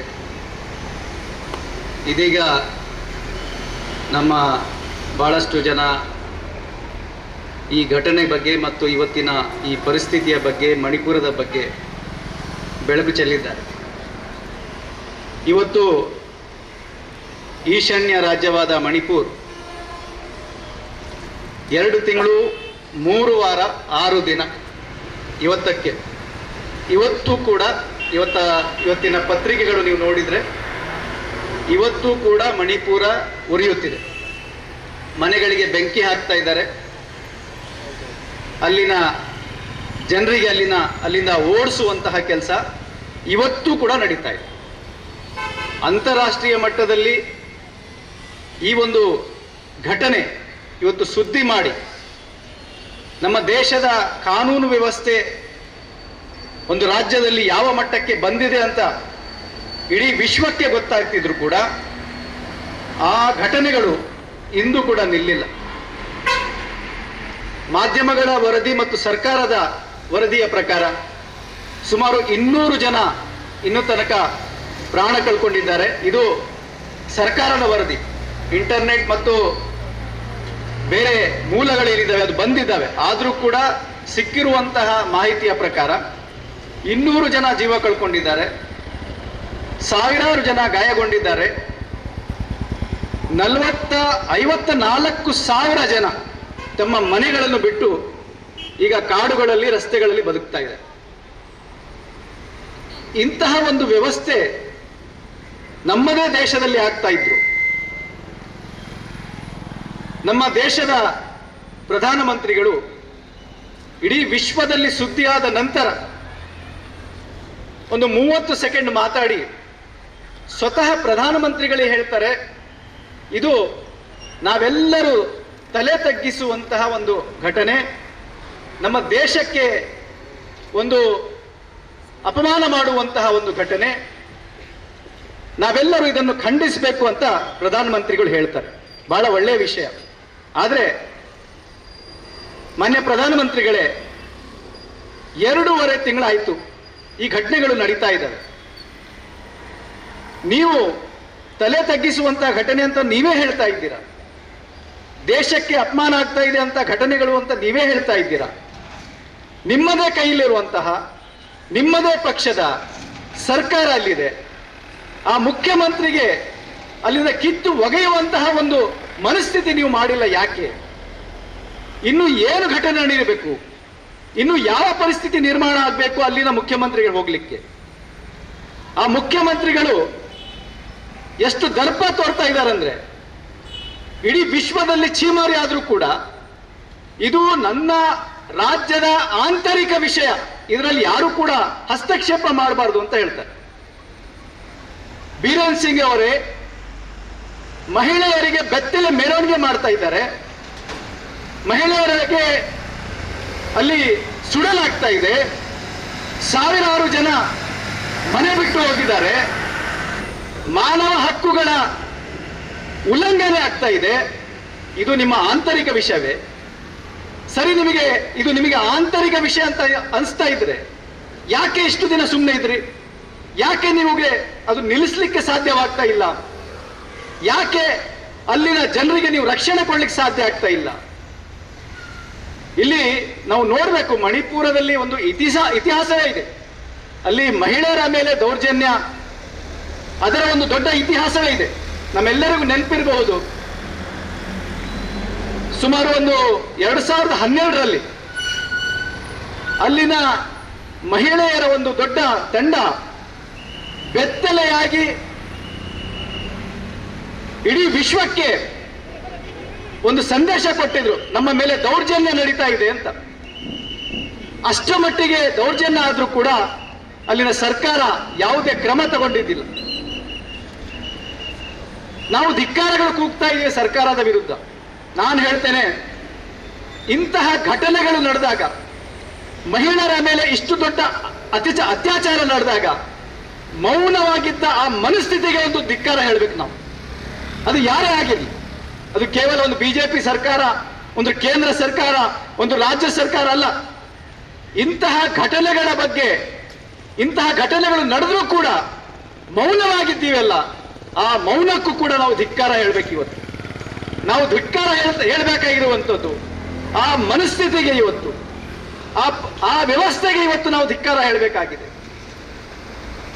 ಇಷ್ಟೆಲ್ಲ ಆದ್ರೂ ಕೂಡ ಬಹಳ ನೆಮ್ಮದಿಯಾಗಿ ನಾವು ಇದ್ದೇವೆ. ನಾವು ಯಾವುದೇ ಪಕ್ಷಕ್ಕೆ ಸಂಬಂಧಪಟ್ಟಿರಲಿ, ಯಾವುದೇ ಧರ್ಮ ಜಾತಿಗೆ ನಮ್ಮ ಸಂಬಂಧ ಇರಲಿ, ಆದರೆ ಮಾನವೀಯತೆ ಅನ್ನುವಂಥದ್ದು ಒಂದಿರುತ್ತಲ್ಲ, ಮಾನವೀಯತೆ ಅನ್ನುವಂಥದ್ದು ನಮ್ಮ ಎಲ್ಲರಲ್ಲಿ ಇರುತ್ತದೆ. ಆ ಮಾನವೀಯತೆ ಎಲ್ಲೋಗಿದ್ದೆ ಇವತ್ತು? ಆ ಘಟನೆ ನಡೆದಾಗ ಆ ಮಹಿಳೆಯರಿಗೆ ಆ ರೀತಿ ಬೆತ್ತಲೆ ಮಾಡಿಕೊಂಡು ಮೆರವಣಿಗೆ ಮಾಡಿದಾಗ ಅಲ್ಲಿ ಮಾಧ್ಯಮಗಳ ವರದಿಯ ಪ್ರಕಾರ ಸುಮಾರು 1,000 ಜನ ಅಲ್ಲಿರ್ತಾರೆ. ಸುತ್ತಮುತ್ತಲಿನಲ್ಲಿ 1,000 ಜನ ಇರ್ತಾರೆ. ಒಬ್ಬರು ಕೂಡ ಅದರಲ್ಲಿ ಮಾನವೀಯತೆ ಇದ್ದವರು ಇಲ್ದಿಲ್ವಾ? ಯಾರಿಗೂ ಕೂಡ ಕರುಣೆ ಬಂದಿಲ್ವಾ? ಯಾರಿಗೂ ಕೂಡ ಇಂತಹ ಒಂದು ದೊಡ್ಡ ಘಟನೆ, ಇಂತಹ ಮಹಿಳೆಯ ಮೇಲೆ ನಡೀತಾ ಇರುವಂತಹ ಈ ಅತ್ಯಾಚಾರ ನಿಲ್ಲಿಸಬೇಕು ಅನ್ನುವಂತಹ ಒಂದು ಮನಸ್ಸಿನಲ್ಲಿ ಬಂದಿಲ್ವಾ? ಮನುಷ್ಯತ್ವ ಜಾಗೃತಿ ಆಗ್ಲಿಲ್ವಾ ಅವ್ರ ಒಳಗೆ? ಈ ಮನಸ್ಥಿತಿ ಏನಿದೆಯಲ್ಲ, ಇದು ಬಹಳ ಒಂದು ಡೇಂಜರಸ್ ಹಂತಕ್ಕೆ ಇವತ್ತು ಬಂದು ತಲುಪಿದೆ. ನಾವು ಕೇವಲ ಸರ್ಕಾರಗಳ ಬಗ್ಗೆ ಮಾತಾಡೋದಲ್ಲ, ನಾವು ಕೇವಲ ಇವತ್ತು ಆಡಳಿತದ ಬಗ್ಗೆ ಮಾತಾಡುವಂಥದ್ದಲ್ಲ, ನಾವು ಇವತ್ತು ದಿನೇ ದಿನೇ ಹೆಚ್ಚುತ್ತಾ ಇರುವಂತಹ ಈ ಮನಸ್ಥಿತಿಯ ಬಗ್ಗೆ ಕೂಡ ನಾವು ಮಾತಾಡಬೇಕು. ಇದರಲ್ಲಿ ಯಾವುದೇ ಪಕ್ಷ, ಯಾವುದೇ ಧರ್ಮ, ಜಾತಿ ಎಲ್ಲರೂ ಕೂಡ ಇದರಲ್ಲಿ ಸೇರ್ಕೊಂಡಿದ್ದಾರೆ. ನಮ್ಮ ಮೌನವೇ ಇವತ್ತು ಈ ಘಟನೆಗಳಿಗೆ ಕಾರಣವಾಗ್ತಾ ಇರುವಂಥದ್ದು. ನಾವು ಎಷ್ಟು ತನಕ ಈ ಮೌನ ಮುರಿಯೋದಿಲ್ಲವೋ ಅಷ್ಟು ತನಕ ಈ ಘಟನೆಗಳು ನಡೀತವೆ. ಕ್ರೀಡಾಪಟುಗಳು ಡೆಲ್ಲಿಯಲ್ಲಿ ಕೂತ್ಕೊಂಡು 100 ದಿನಗಳ ಕಾಲ ಪ್ರತಿಭಟನೆ ಮಾಡಿದ್ರು ಕೂಡ ಆ ಮೌನ ಮುರಿಯೋದಿಲ್ಲ. ಯಾರು ಕೂಡ ಅದರ ಬಗ್ಗೆ ಮಾತಾಡುವುದಿಲ್ಲ. ಅತ್ಯಾಚಾರ ಆಗಿದೆ, ಅತ್ಯಾಚಾರ ಮಾಡಿದ್ದಾರೆ ಅಂತ ಪೊಲೀಸ್ ರಿಪೋರ್ಟ್ ಕೊಟ್ಟರೂ ಕೂಡ ಆ ಅತ್ಯಾಚಾರದ ಆರೋಪ ಇರುವಂತವರು ಇವತ್ತು ಜಾಮೀನಿನ ಮೇಲೆ ಹೊರಗಿರ್ತಾರೆ. ಎಷ್ಟು ಮಟ್ಟಿಗೆ ಅಂದ್ರೆ ಅವರು ಕೋರ್ಟಿಗೆ ಆಗುವಂತ ಪರಿಸ್ಥಿತಿಯೂ ಬೇಡ, ಅವರು ಕೋರ್ಟಿಗೆ ಬರದೇ ಇದ್ರೂ ಕೂಡ ಪರವಾಗಿಲ್ಲ ಅನ್ನುವಂತಹ ಅವರಿಗೆ ರಕ್ಷಣೆ ಸಿಗ್ತಾ ಇದೆ. ನಮ್ಮ ಮೇಲೆ ಅತ್ಯಾಚಾರ ಆಗಿದೆ ಅನ್ನೋವರಿಗೆ ರಕ್ಷಣೆ ಸಿಗ್ತಾ ಇಲ್ಲ. ಇದು ನಮ್ಮ ವ್ಯವಸ್ಥೆ ಇವತ್ತು ಆಗಿರುವಂಥದ್ದು. ನಾಗರಿಕರೇ, ನಾವು ಇವತ್ತು ಇದೇ ರೀತಿ ಮೌನವಾಗಿದ್ರೆ, ನಾವು ಇವತ್ತು ಇಂತಹ ಘಟನೆಗಳು ಎಲ್ಲೋ ಒಂದು ಮಣಿಪುರಲ್ಲಿ ನಡೀತಾ ಇದೆ, ಎಲ್ಲೋ ಒಂದು ಮಿಜೋರಾಂ, ಅಸ್ಸಾಂನಲ್ಲಿ ನಡೀತಾ ಇದೆ ಅಂತ ನಾವು ಸುಮ್ಮನೆ ಕೂತ್ಕೊಂಡ್ರೆ ಇದು ಒಂದು ಬೆಂಕಿ. ಕಾಡಲ್ಲಿ ಹತ್ತಿರುವಂತಹ ಬೆಂಕಿ ಇದು. ಕಾಡಲ್ಲಿ ಹತ್ತಿರುವಂತಹ ಬೆಂಕಿ ಕೇವಲ ಒಂದು ಅಲ್ಲಿ ಇರುವಂತಹ ಗಿಡಕ್ಕೆ ಅಥವಾ ಆ ಗಿಡಕ್ಕೆ, ಈ ಮರಕ್ಕೆ, ಆ ಮನೆ, ಈ ಮನೆ ನೋಡಿ ಹತ್ತೋದಿಲ್ಲ, ಉರಿಯೋದಿಲ್ಲ. ಅದು ಎಲ್ಲರ ಮನೆ ಸುಡುತ್ತೆ, ಎಲ್ಲ ಕಾಡನ್ನೇ ಸುಟ್ಟಾಗುತ್ತೆ. ಈ ಬೆಂಕಿ ನಮ್ಮ ಮನೆಗಳಿಗೆ ಬರುವಕ್ಕಿಂತ ಮುಂಚೆ ನಾವು ಜಾಗೃತರಾಗಬೇಕು. ನಮ್ಮ ಮನೆ ಅಂದ್ರೆ ಕೇವಲ ನಾನು ವಾಸವಾಗುವಂತಹ 4 ಗೋಡೆ ಅಲ್ಲ.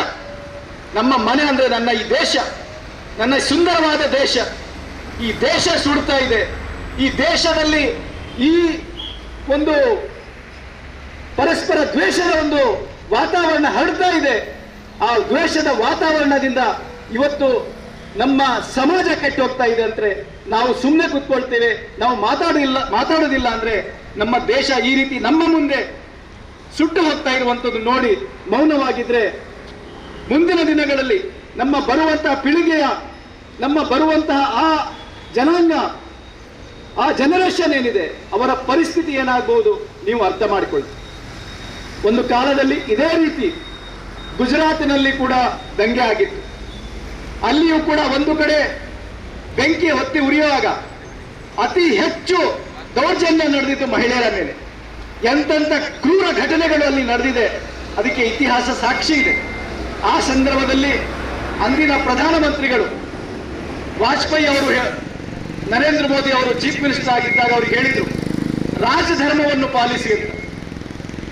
ಅದೇ ಮಾತನ್ನು ಇವತ್ತಿನ ಪ್ರಧಾನಮಂತ್ರಿಗಳು ಮಣಿಪುರದ ಮುಖ್ಯಮಂತ್ರಿಗೆ ಯಾಕೆ ಹೇಳಲಿಕ್ಕೆ ಸಾಧ್ಯವಾಗ್ತಾ ಇಲ್ಲ? ನೀವು ರಾಜಧರ್ಮವನ್ನು ಪಾಲಿಸಿ ಅಂತ ಹೇಳಲಿಕ್ಕೆ ಯಾಕೆ ಸಾಧ್ಯವಾಗ್ತಾ ಇಲ್ಲ? ಇವತ್ತು ಈ ದ್ವೇಷವೇ ಒಂದು ಅಜೆಂಡಾ ಆಗಿದೆ. ಅಧಿಕಾರದಲ್ಲಿ ಇರಲಿಕ್ಕಾಗಿ, ಅಧಿಕಾರದಲ್ಲಿ ಶಾಶ್ವತವಾಗಿ ನಾವು ಇರಬೇಕು ಅನ್ನುವಂತಹ ಒಂದು ರೀತಿಯ ಆಸೆ, ಆ ಆಸೆಗಾಗಿ ಇವತ್ತು ನಮ್ಮ ಕೈಯಲ್ಲಿ ಏನೂ ಸಿಗ್ತಾ ಇಲ್ಲ. ಕೊನೆಗೆ ನಾವು ದ್ವೇಷವನ್ನೇ ಅಸ್ತ್ರವನ್ನು ಮಾಡಿಕೊಂಡು, ಪರಸ್ಪರ ದ್ವೇಷವನ್ನೇ ಅಸ್ತ್ರ ಮಾಡಿಕೊಂಡು, ಆ ದ್ವೇಷದ ಮೇಲೆ ಇವತ್ತು ನಾವು ರಾಜಕಾರಣ ಮಾಡಿ, ಆ ದ್ವೇಷದ ಮೇಲೆ ನಮ್ಮ ಸಾಮ್ರಾಜ್ಯವನ್ನು ಕಟ್ಟಿಕೊಂಡು ನಾವು ಬೆಳಿಬೇಕು ಅಂತ ಎಲ್ಲ ನೋಡ್ತಾ ಇದ್ದಾರೆ ರಾಜಕೀಯ ಪಕ್ಷಗಳು. ಆದರೆ ಇದೊಂದು ಅರ್ಥ ಮಾಡ್ಕೋಬೇಕು, ದ್ವೇಷವನ್ನು ಅನ್ನುವಂಥದ್ದು ಒಂದು ವಿಷ, ಅದು ಒಂದು ಬೆಂಕಿ. ಅದರಿಂದ ಯಾವತ್ತು ಯಾರಿಗೂ ಕೂಡ ಲಾಭವಾಗುವುದಿಲ್ಲ. ಇವತ್ತು ನೋಡ್ಲಿಕ್ಕೆ ಲಾಭ ಕಾಣ್ತಾ ಇರಬಹುದು, ಆದರೆ ಆ ಬೆಂಕಿ, ಆ ವಿಷಯ ನಮ್ಮೆಲ್ಲರನ್ನು ಸರ್ವನಾಶ ಮಾಡುತ್ತೆ. ಇದು ನಾವು ಅರ್ಥ ಮಾಡ್ಕೋಬೇಕು. ಇವತ್ತು ಕೇವಲ ಒಂದು ಪ್ರತಿಭಟನೆ ಮಾಡಿ ಮನೆಗಳಿಗೆ ಹೋದ್ರೆ ಸಾಧ್ಯವಿಲ್ಲ. ಒಂದು ಸರ್ಕಾರದ ವಿರುದ್ಧ ಘೋಷಣೆಗಳು ಕೂಗಿ ನಾವು ಮನೆಗೆ ಹೋದ್ರೆ ಸಾಧ್ಯವಿಲ್ಲ. ಇವತ್ತು ನಾವು ಇದನ್ನು ಒಂದು ಆಂದೋಲನವಾಗಿ ಪರಿವರ್ತನೆ ಮಾಡಬೇಕು. ಇದು ಒಂದು ಕೇವಲ ಯಾವುದೋ ಒಂದು ರಾಜಕೀಯ ಪಕ್ಷದ ಹೊಣೆಗಾರಿಕೆ ಅಲ್ಲ. ಇದು ಒಂದು ಯಾವುದೋ NGO ಅಥವಾ ಸೋಷಿಯಲ್ ಆರ್ಗನೈಸೇಷನ್ ಇವರ ಹೊಣೆಗಾರಿಕೆ ಅಷ್ಟೇ ಅಲ್ಲ. ಇದು ನಾವು ನಾಗರಿಕರು, ನಮ್ಮ ಮನೆಗಳಲ್ಲಿ ಹೆಣ್ಣು ಮಕ್ಕಳಿದ್ದಾರೆ, ನಮ್ಮ ಮನೆಗಳಲ್ಲೂ ಕೂಡ ಅಕ್ಕ, ತಾಯಿ, ತಂದೆ ಎಲ್ಲರೂ ಇದ್ದಾರೆ. ನಾವೆಲ್ಲರೂ ನಾಗರಿಕರು. ಇವತ್ತು ಕೇವಲ ಪ್ರತಿಭಟನೆಗಳಿಗೆ ಸೀಮಿತವಾಗದೆ ಇದೊಂದು ಆಂದೋಲನವನ್ನಾಗಿ ಮಾಡಬೇಕು. ಈ ಆಂದೋಲನ ಯಾವುದೋ ಒಂದು ಸರ್ಕಾರದ ವಿರುದ್ಧ ಅಲ್ಲ, ಈ ಆಂದೋಲನ ಯಾವುದೋ ಒಂದು ರಾಜಕೀಯ ಪಕ್ಷದ ವಿರುದ್ಧ ಅಲ್ಲ. ಈ ಆಂದೋಲನ ಈ ದೇಶದಲ್ಲಿ ಹರಡ್ತಾ ಇರುವಂತಹ ಆ ದ್ವೇಷದ ಬೆಂಕಿಯನ್ನು ಹಾರಿಸುವಂತಹ ಒಂದು ಆಂದೋಲನ. ಈ ದೇಶವನ್ನು ಮತ್ತೆ ಶಾಂತಿಯ ತೋಟ ಮಾಡೋ ತನಕ ಆ ಆಂದೋಲನ ನಿಲ್ಲಬಾರದು. ಕೇವಲ ಪ್ರತಿಭಟನೆ ಮಾಡಿ ನಾವು ನೆಮ್ಮದಿಯಾಗಿದ್ರೆ ಇದರಿಂದ ಈ ಪರಿಸ್ಥಿತಿ ಸುಧಾರಣೆ ಆಗತ್ತೆ ಅಂತ ನಾವು ತಿಳ್ಕೊಂಡ್ರೆ ಖಂಡಿತವಾಗಿಯೂ ಆಗೋದಿಲ್ಲ. ನಾವು ನೋಡ್ತಾ ಇದ್ದೀವಿ, ದಿನೇ ದಿನೇ ಪ್ರತಿದಿನ ನಾವು ಘಟನೆ ನೋಡ್ತಾ ಇದ್ದೀವಿ. ಇದೇ ಮಣಿಪುರದ ಬಗ್ಗೆ ಹೇಳ್ತಾ ಇದ್ದಾರಲ್ಲ, 2 ಮಹಿಳೆಯರಿಗೆ ಬೆತ್ತಲ ಮಾಡಿ ಮೆರವಣಿಗೆ ಮಾಡಿ, ಅದು ಒಂದೇ ಘಟನೆ ಅಲ್ಲ. ಒಂದು ಮಹಿಳೆಗೆ ತಲೆ ಮೇಲೆ ಗುಂಡು ಹಾಕಿ ಸಾಯಿಸ್ತಾರೆ, ಇನ್ನೊಂದು ಹೆಣ್ಣು ಮಗುವಿಗೆ ಅವಳ ತಲೆ ಮೇಲೆ ಕಲ್ಲು ಹಾಕಿ ಅವಳಿಗೆ ಸಾಯಿಸ್ತಾರೆ.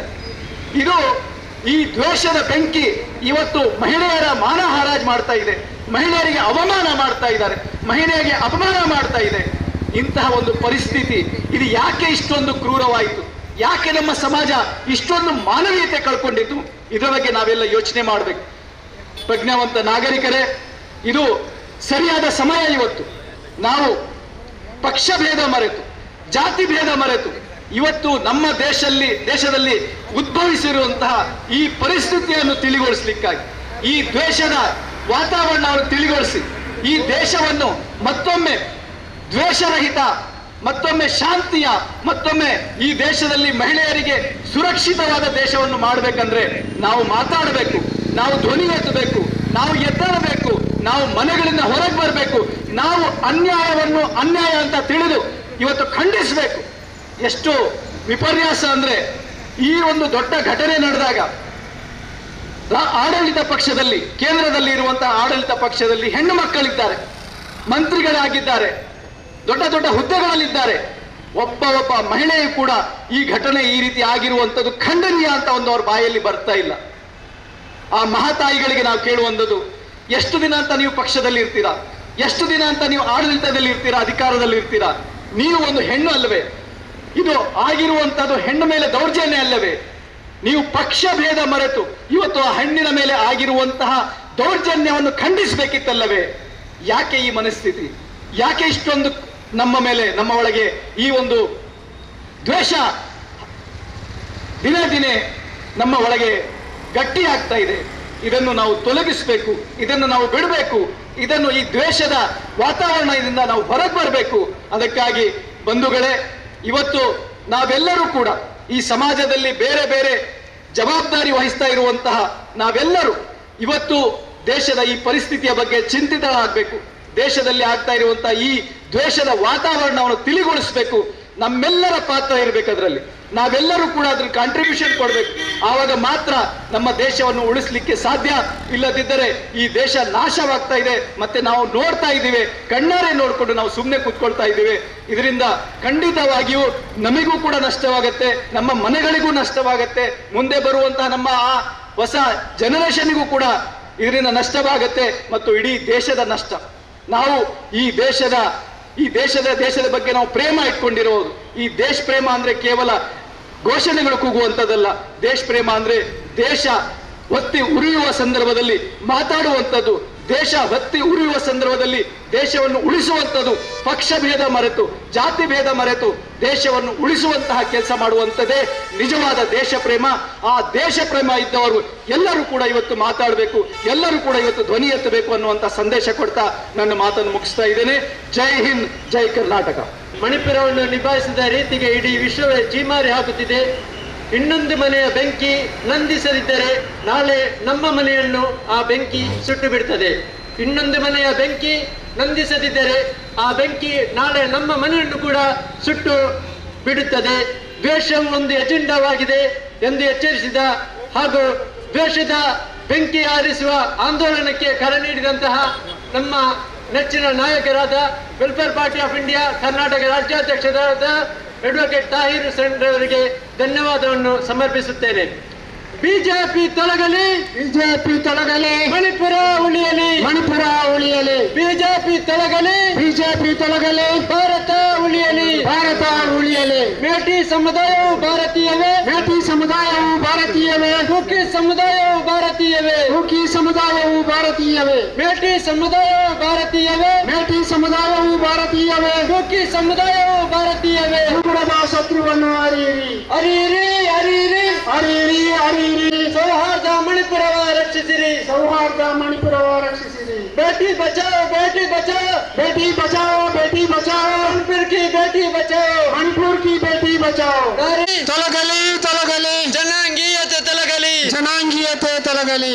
ಜಿಂದಾಬಾದ್, ಜಿಂದಾಬಾದ್, ಜಿಂದಾಬಾದ್, ಜಿಂದಾಬಾದ್. ವೆಲ್ಫೇರ್ ಪಾರ್ಟಿ ಜಿಂದಾಬಾದ್. ಆತ್ಮೀಯ ಭಾರತೀಯ ಸಹೋದರರೇ, ಬಂಧುಗಳೇ, ನನ್ನ ಶಬ್ದವನ್ನು ಆಲಿಸುತ್ತಿರುವಂತಹ ಎಲ್ಲ ಶ್ರೋತ್ರ ಬಾಂಧವರೇ, ನಾವು ಇವತ್ತು ಮಣಿಪುರ ರಾಜ್ಯದ ವಿಚಾರವಾಗಿ ಬಹಳಷ್ಟು ವಿಚಾರಗಳನ್ನು ಆಲಿಸಿದೆವು.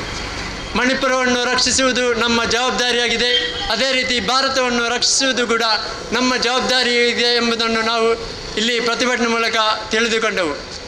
ಈ ಒಂದು ಕಾರ್ಯಕ್ರಮಕ್ಕೆ ಅನುಮತಿಯನ್ನು ನೀಡಿದಂತಹ ನಮ್ಮ ಆರಕ್ಷಕ ಠಾಣೆಯವರಿಗೂ, ಅದೇ ರೀತಿ ನಮ್ಮ ಈ ಕಾರ್ಯಕ್ರಮಕ್ಕೆ ಬಂದು ಕಾರ್ಯಕ್ರಮ ಯಶಸ್ವಿಯಾಗಲು ಸಹಕರಿಸಿದ ಎಲ್ಲ ನಾಗರಿಕ ಬಂಧುಗಳಿಗೂ, ಅದೇ ರೀತಿ ನಮ್ಮ ಈ ಕಾರ್ಯಕ್ರಮವನ್ನು ಯಶಸ್ವಿಯಾಗಲು ಸಹಕರಿಸಿದ ಎಲ್ಲ ಮಾಧ್ಯಮ ಮಿತ್ರರಿಗೂ, ಅದೇ ರೀತಿ ನಮ್ಮ ಸೌಂಡ್ ಬಾಕ್ಸ್ ಒದಗಿಸಿಕೊಟ್ಟಂತಹ ಹಸೈನಾರ್ ಇವರಿಗೂ, ಅದೇ ರೀತಿ ಈ ಒಂದು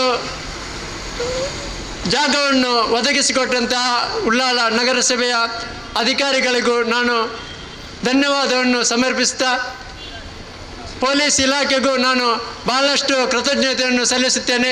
ನಮ್ಮ ಈ ಕಾರ್ಯಕ್ರಮ ಯಶಸ್ವಿಯಾಗಲು ಬಹಳಷ್ಟು ಸಹಕಾರವನ್ನು ನೀಡಿದ್ದಾರೆ. ಈ ಒಂದು ಪ್ರತಿಭಟನೆ ಬಂದಂತಹ ಎಲ್ಲ ನಾಗರಿಕರಿಗೂ ನಾನು ಹಾರ್ದಿಕವಾಗಿ ಧನ್ಯವಾದ ಸಲ್ಲಿಸುತ್ತೇನೆ. ಜೈ ಭಾರತ, ಜೈ ಕರ್ನಾಟಕ.